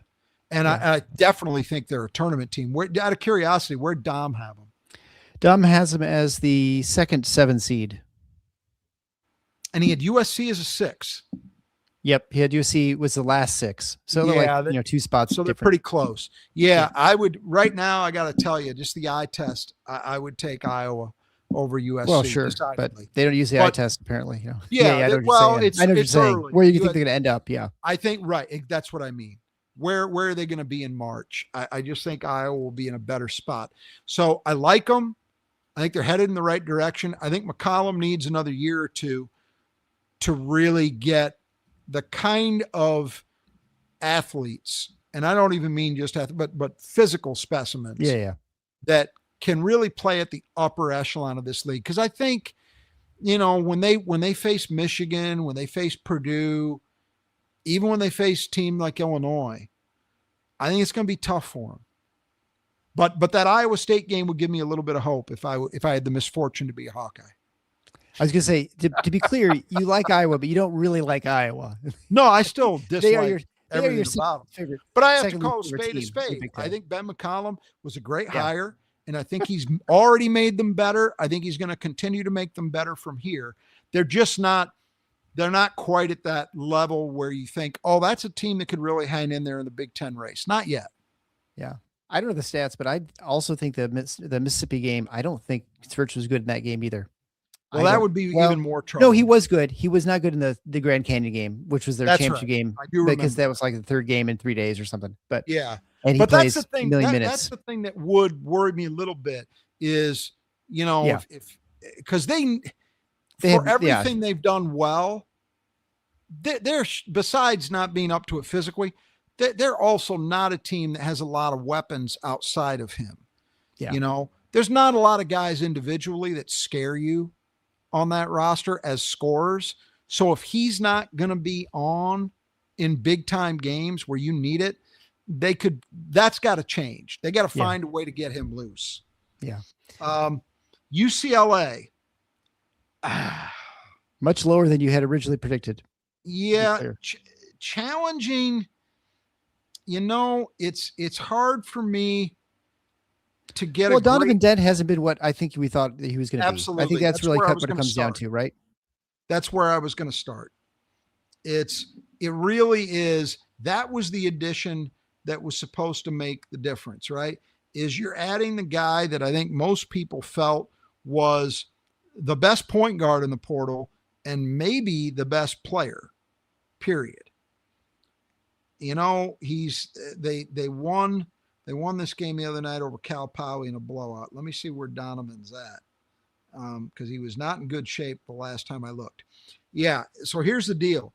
13 points, 6.9 assists. He's 9th in the country. So pretty good there, but 13 points a game, 40% overall from the floor and 12. That's 2% from 3. He shot 41% last year at New Mexico, 37.5 the year before. So this is a you can't overstate. It's impossible to overstate how big a problem that is. Yeah, for them. He needs to be better. There's no doubt about it. I think optimism, certainly my optimism around UCLA, a lot of it centered around the addition of Donovan Dent. Now they've still got other players. Tyler Bilodeau, he was a good player last year. Good. Having a nice year this year. Bilodeau 17.5 points, 5 boards a game, shooting the 3 extremely well, shooting overall very well. Nice player. I mean, no problems with what Tyler Bilodeau has done. You mentioned Sky Clark. Sky Clark, 14.2 points a game. He's shooting 52% from 3. 49% overall. So, he's not being asked to be the point guard, but you can't have really many complaints about him. Yeah. Eric Daly, I think maybe he's been a little bit of a disappointment. 10 points, 5.3 boards per game. He's been solid, but I think they thought he was ready to take a leap, and he hasn't really done it. But here's where the problem is. Inside. Yep. Our friend Xavier Booker, 9 points, 4.3 rebounds per game. Shooting 60% from the floor, 50% on threes, but he's barely taking any. I will give Book this. When I have watched him, and I've seen him play, I think 3 times this year, they've gotten through to him in terms of not just drifting on the arc. He has stayed in the paint, and that's a step forward. But I think UCLA is finding the same things that Michigan State did about his progress defensively and as a rebounder. Now he's averaging 1.4 blocks. I'm sorry, 1.5 blocks per game. So he's blocking shots, which we saw always at did times that. Michigan State, but that doesn't. Yeah. We talk about this a lot. That's a counting stat that gets confused with equating to good defense, and it doesn't mean much. And he has not been good defensively, and he's not been a particularly good rebounder given the fact that he's playing 23 minutes a game. He has not been the answer. I think he's been okay, and it's fair to say that he looks improved. But I think we would have probably ended up saying that no matter where he went. I think the bottom line is what we've seen thus far would suggest that the problem ultimately, the barrier between him and his being a player anywhere close to where he was anticipated to be coming out of high school, the fact that he hasn't reached that is not the fault of Tom Izzo. Yeah. I think we are seeing, and I gave him credit when he decided to transfer. He went to another place where they're going to be demanding. They're going to ask certain things of him. And I just don't know that he's ever going to be capable of delivering all those things. But that's a real problem for UCLA because it's him. And then they added another big kid, Steven Jamerson, who's averaging, he's only playing 11 minutes a game. They don't have a lot inside. Bilodeau's a nice, not really. Yeah. He's a nice player and he's got some bulk, but Bilodeau is not a 5-man in this league. There are centers where he's just going to get swallowed up, physically. So will Booker. That's the problem. Right. That's right. There's just not much else. But I will say this. If you look at, we could talk about UCLA and their issues in terms of, well, what's between them and contending. I don't think they're a Big Ten contender. I don't feel as good about them as I did last year's team. Not even close. Right. But, they beat Arizona State. They lost by 10 to Gonzaga on a semi-neutral court in Seattle. They beat Oregon. Again, that doesn't mean much. Yeah. The losses, though, lost to Gonzaga is fine. They had a narrow 4-point loss to Arizona. Cal got them by 8, which is I don't know what Cal's record is. Well, they're not in the field. I can tell you that much. Yeah, it's a bad loss. And, I don't think they'll fare very well in the ACC. So right now, you look at what UCLA's resume is. Their best wins are over Washington, Oregon, and Arizona State. That's fine, but that's not really all that inspiring. They haven't really gotten a good one yet. Yeah.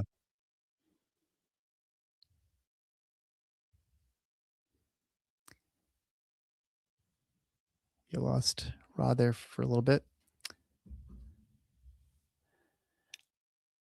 Yeah, I think right now Dom has UCLA as the number 1 8 seed, and so that's not too good, especially when considering.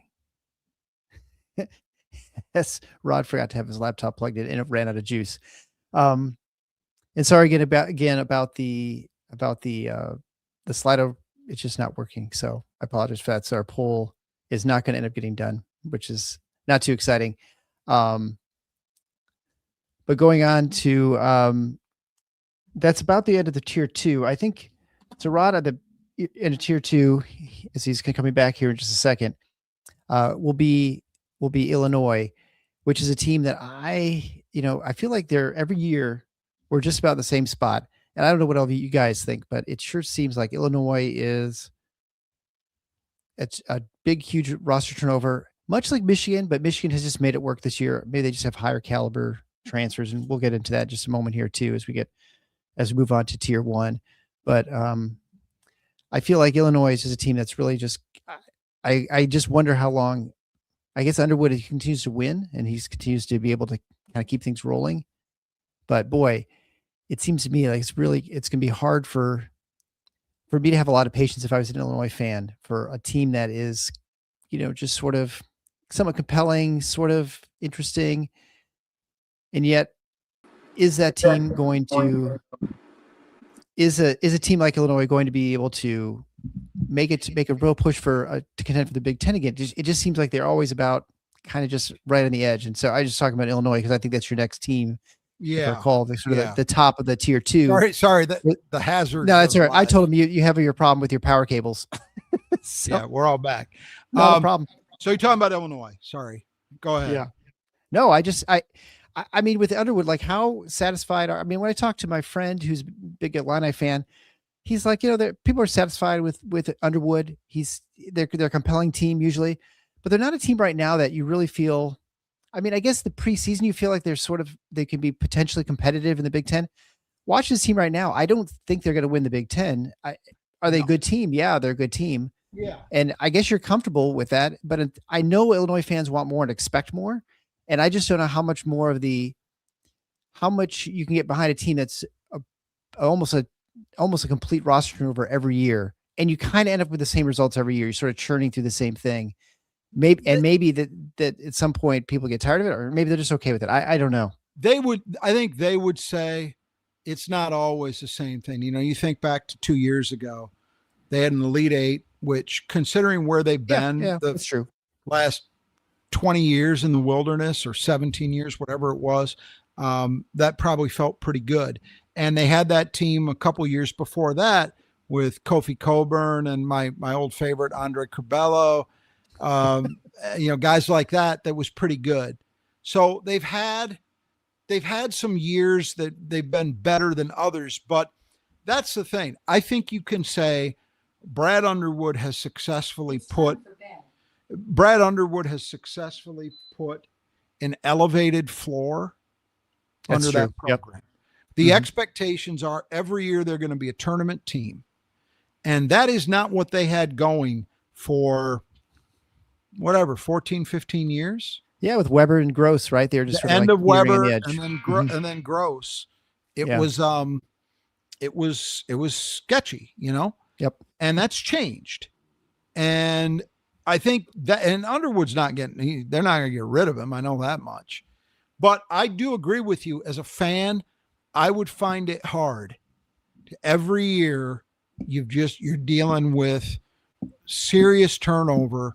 And, the bottom line is, are you going to be able to really break through and do the things that you hope for as a fan base, which means win Big Ten titles, can go to Final Fours, maybe even win a national championship.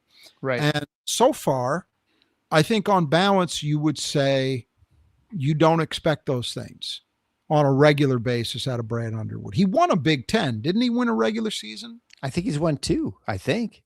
Two? Well, they should have won one where during the COVID year where Michigan sort of suddenly couldn't play the games. Then maybe he hasn't. But he's been close. Yeah. And he got to an Elite Eight once. But there's not evidence that tells you, this is the guy to get us to the promised land. Because let's be honest, whether it's justifiable or not, Illinois fans think that's where they should be. Yeah, right. And you look at this team. This is a good team. They're waxing Missouri right now at the half. They're up 16 as we talk. They lost a tough one at home to Nebraska. We talked about that. Right. They beat Ohio State by 8 in Columbus. They beat Tennessee by 13. It's a good win. Tennessee's not quite what they've been, but they're good. They lost to UConn by 13. No shame in that, but it was disappointing. Alabama beat them by 4 in a very tough game at the United Center, but again, they didn't win. They beat Texas Tech by 4 in Champaign, I believe, which looks better now because Texas Tech just took out Duke. So there are good wins here. Where does Dom have them, out of curiosity? He has them as the third five. The third five. I'm a little surprised they're that low. I would have had them maybe a tick Well, better than that. And I don't know when they played Tennessee, but this came out the 17th, so that was it's well 5 days before ago. That was December 6th. So they probably flip-flopped at least with Tennessee, who they had as the first the five. Missouri game is probably going to help them a little bit if that would help. Up. Missouri came in at 10-2 tonight. So that's a good one. I just, I'll repeat what I said on the post there. There's some good wins here. The losses, there's no bad losses. They've shot really well from 2. They limited turnovers, and they're at least not hoisting threes the way they did last season. But the defense, I said this about a week or so ago. I'm assuming it's a similar number now. They were only at number 40. And that's where I think the concerns are. If you're saying, well, why can't this team edge up into that top pack? That's where I would start. Teams are killing them from 3. They don't generate any turnovers. And the problem with that is that hurts the possession advantage. I'm not one to say you should be gambling to get turnovers, but they're getting nothing. Yeah. And what's happening is they're in a situation where the fact that they value the ball well offensively and they rebound extremely well on the offensive end, that should be building up a decisive possession advantage. And it's not, because they don't generate any turnovers defensively. So those would be the big things that I would look at. I just think it looks roughly similar to a year ago, maybe a shade better. It's a good team. It's a team that on any given day, you could see them beating anybody in the league, especially at home. Mm-hmm. Like, there's no such thing as Illinois winning an upset in Champaign this year. Right. With this team. Yeah, not exactly. Me. Yeah. But do you expect them to go on the road and beat quality teams in their building? Do you think they can string together enough wins to compete at the top of the league? I would argue no. And I think the fact that they lost at home to Nebraska is early evidence of that they're not quite at that level. Good team. I think, I could see them that 4, 5, 6 range as a seed, probably win a game, maybe even get to a Sweet 16. But I don't think they're winning anything substantial. I just think there are too many flaws still. We're getting to tier 1, and we have not yet talked about Nebraska, which we had picked as 15th coming into the year. So that's your next team, I think, if I recall.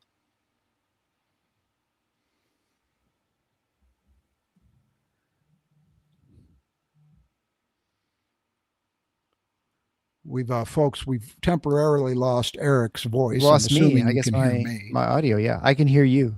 I'll give you the thumbs up. Just go.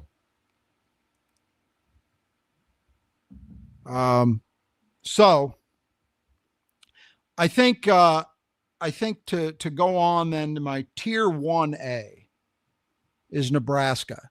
And truthfully, Nebraska's done enough that I should probably put them in the upper tier, but my bias is not allowing me to do that, even though I think they've done more than enough to warrant being seen as at least as a team with a chance of contending. The win in Champaign, look, everybody knows historically, you go to Champaign and win, you've done something, right?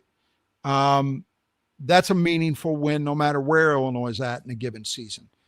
And so I think you have to be really impressed. They got that one. They beat the living daylights out of Wisconsin in Lincoln.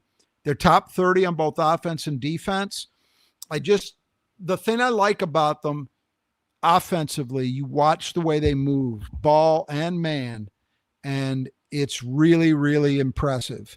I like what we're seeing from them there. I think it's clear to me the big difference is the return of their big kid, Mast, who sat out last season with an injury. He's made all the difference in the world for this team.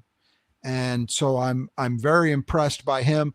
I think if you're looking for flaws, one big issue is rebounding. They get almost no second chances on offense, and their defensive rebounding is middling at best. And it's not a size thing. They've got good size. They just, Fred Hoiberg's teams have traditionally not been great rebounding wise, and this one isn't either. I think that's a potential flaw that maybe provides a separator between them and the teams like Michigan, Purdue, Michigan State. I don't know that physically they'll hold up in that kind of war against those teams, but this is a really good start. Are you back with us, Eric? I don't know. I mean, I can hear. You're not. No, back you with can't us. hear me. Interesting. Go ahead. I was curious where Dom had them, but yeah, it looks like a rock solid tournament team to me. He had them as a 3 seed. That's legitimate to me. Their performance. I mean, they haven't. The Illinois win would be by far the best one, I think. But you look at the resume, beat the hell out of Creighton, who's not been good, but it's still a Big East team. Beat the hell out of Wisconsin. Beat Illinois. They won a Christmas hangover game by 17 against North Dakota, where they didn't play very well last night. But then you look at it, they beat Kansas State in a tight one. They beat Oklahoma. So they've got a number of high major scalps. And I think that's why that and the fact that they're unbeaten is why you would put them in a relatively high spot. I don't know that I believe they're going to quite stay where they are right now, but I'm going to be shocked if the bottom would really have to fall out for this not to be a tournament team. They're just the way they're playing. And it's the most shocking thing to me is this is a team that in the preseason, the main reason I was skeptical is they didn't have a real point guard. And guess what? They still don't. But their ball movement and man movement is so good that it hasn't really come back to bite them just yet. So I'm impressed by them. Yeah, and he actually. I guess I'm going to have to continue. Dom, okay. Dom has him as. So Dom has I guess him as people are hearing you. So yeah, they're hearing just me fine. me. It's just you. Selective hearing. We'll move then to, I guess, tier 1, right? And let's start with Purdue. So they were everybody's favorite, not just in the Big Ten, arguably nationally as well. And I think there was no more shocking result in the entirety of college basketball this season than what Iowa State did to Purdue in West Lafayette. Not just to beat them, but to beat them by 23, to comprehensively beat them. That was a shocker. And that's something that doesn't even happen to mediocre Purdue teams. So you look at it, they're top 25, both offense and defense. So that's impressive. They're, the defensive side, which was a real problem for them, is a little better. I think that their rebounding is better than it was a year ago. It's maybe not quite where they'd want it. Their interior defense is better than it was a year ago, not quite where they'd want it. And these are the reasons why, despite, whatever it is, I guess it's a 12-1 record, it still feels like they're a little bit disappointing.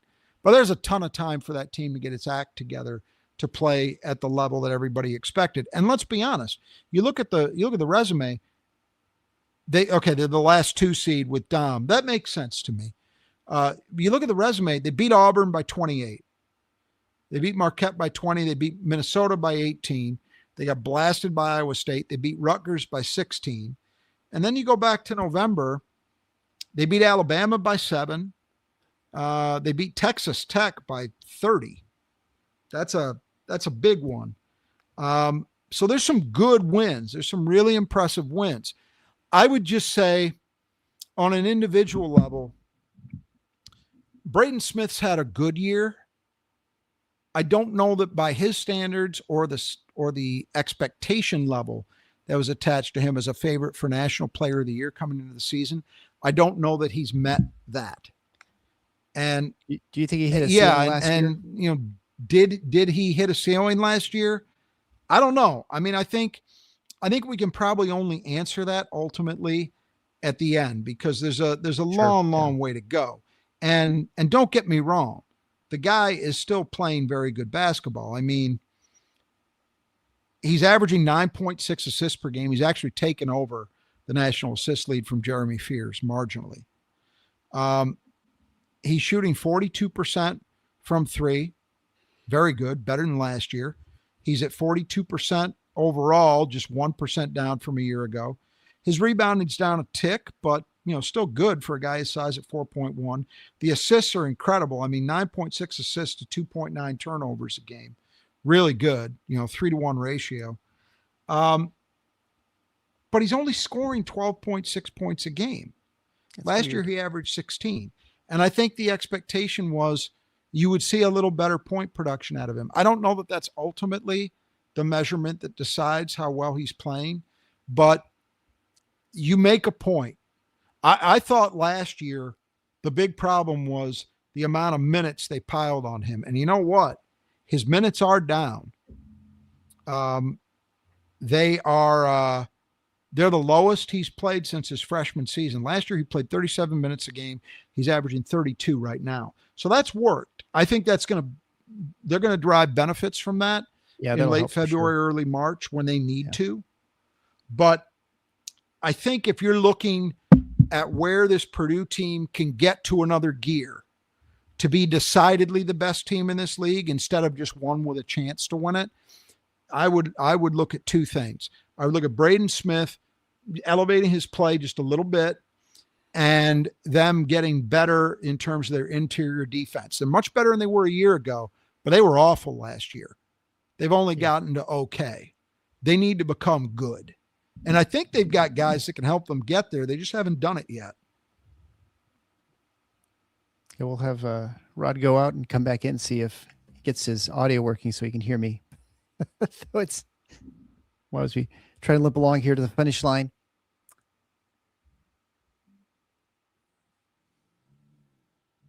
And he has Michigan as the second, actually, which surprised me a little bit. I thought it would be Michigan State.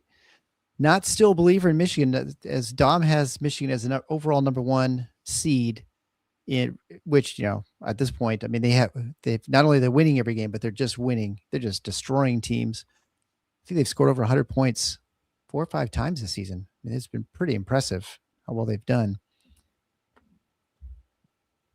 I have to check. I have to look it up because I think, I don't know, what is the... Yeah, I think that much as I would like to deny this reality, Michigan's played as well as anybody. I mean, you can't get around that. Not just who they've beaten, but the margins. They've just been just racking up, obliterating teams, blowout after blowout after blowout. And they're a top 10 team offensively and defensively. They're the only team in the Big Ten that I think you can make an argument for playing better defensive basketball than Michigan State. Their overall metrics are up there with anybody over the last 25 years. They're among the best. They're on a run where they're regularly blowing people out and scoring 100 points plus. I think Arizona gets a more or less equally good claim to number 1 in the country because Arizona's maybe played a slightly better schedule. They got there first, really. It's debatable, but I can get with that argument. But I'm going to say this: there's 2 things that you can hold out hope for if you're a Michigan State fan. One is the old peak too soon.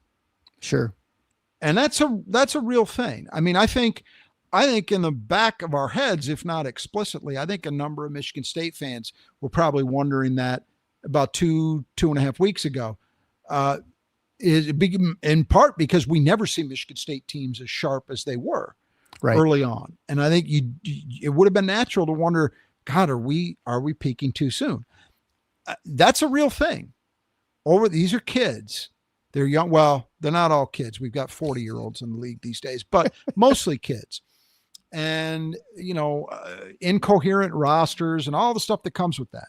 So it is a real thing to wonder about consistency, never mind actually getting on an upward trajectory, which is what you want when you are talking about a 5-month season.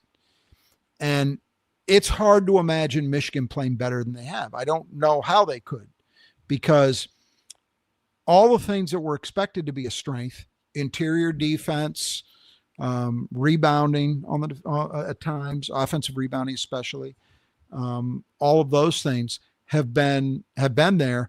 And then things that people worried about, even after the season started, turnovers and perimeter shooting have just come up roses for them. Yeah. So these 2 things are related. One is can they maintain this level or even somehow improve on it? I think that's questionable.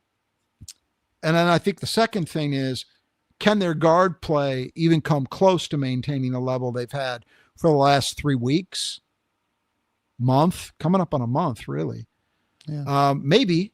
And if they do, if they continue shooting it and continue valuing the ball the way they have, Michigan will have as good a chance as anyone to win the national championship and the Big Ten.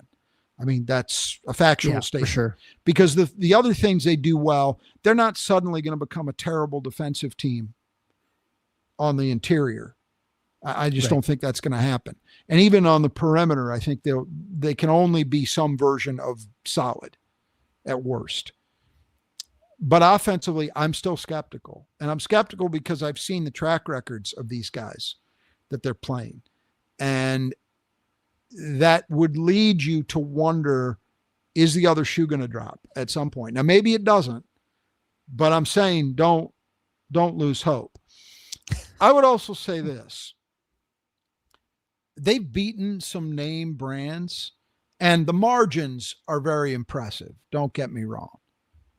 But they've really only played one team that I think personally is an automatic, no questions asked NCAA tournament team. And that's Gonzaga. And that was extremely impressive what they did to Gonzaga.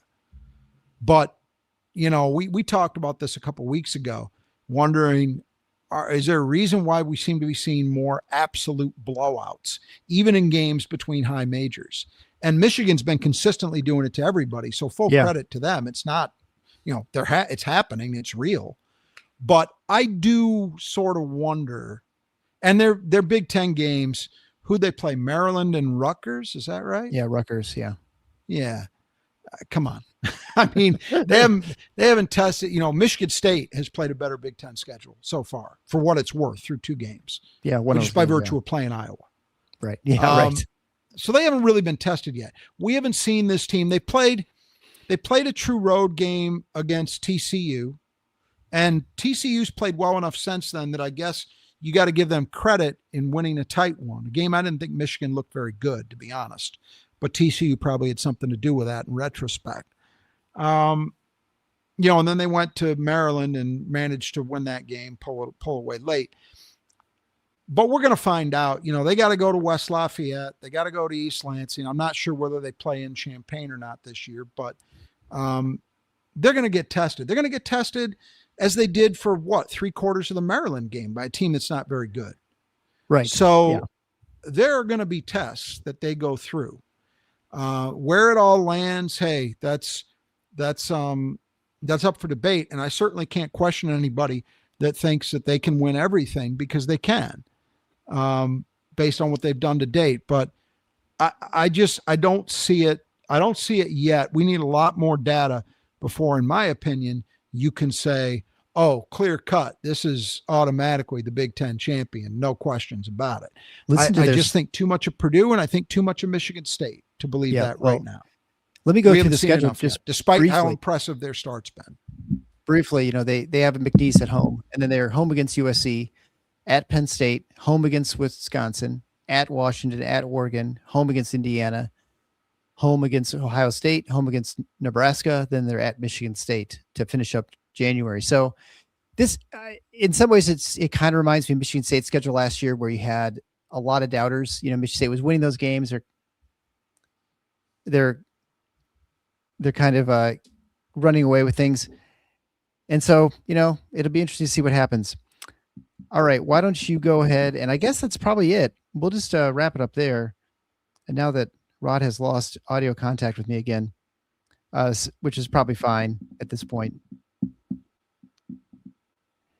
We didn't have anyone have the arm wrestling thing. And so Chad, I can't tell you, except you've met me in person. I don't think I'm winning any arm wrestling contests against pretty much anyone. I'm pretty sure I could take Rod in a sprint. But outside of that, I don't know that I trust my athleticism with much for him. So we're gonna leave Michigan State, obviously, since we talk about it all the time. We'll be back in 4 days for the next show. Thanks so much for hanging with us. We had a lot of people on board listening to going through the tiers. Michigan State will be preparing for their last non-conference game against Cornell, which was my former elementary school back growing up. Until we see you, I guess probably the day after Christmas, maybe we'll have to figure that out. So until next time, the Final Four is on the schedule. Go Green.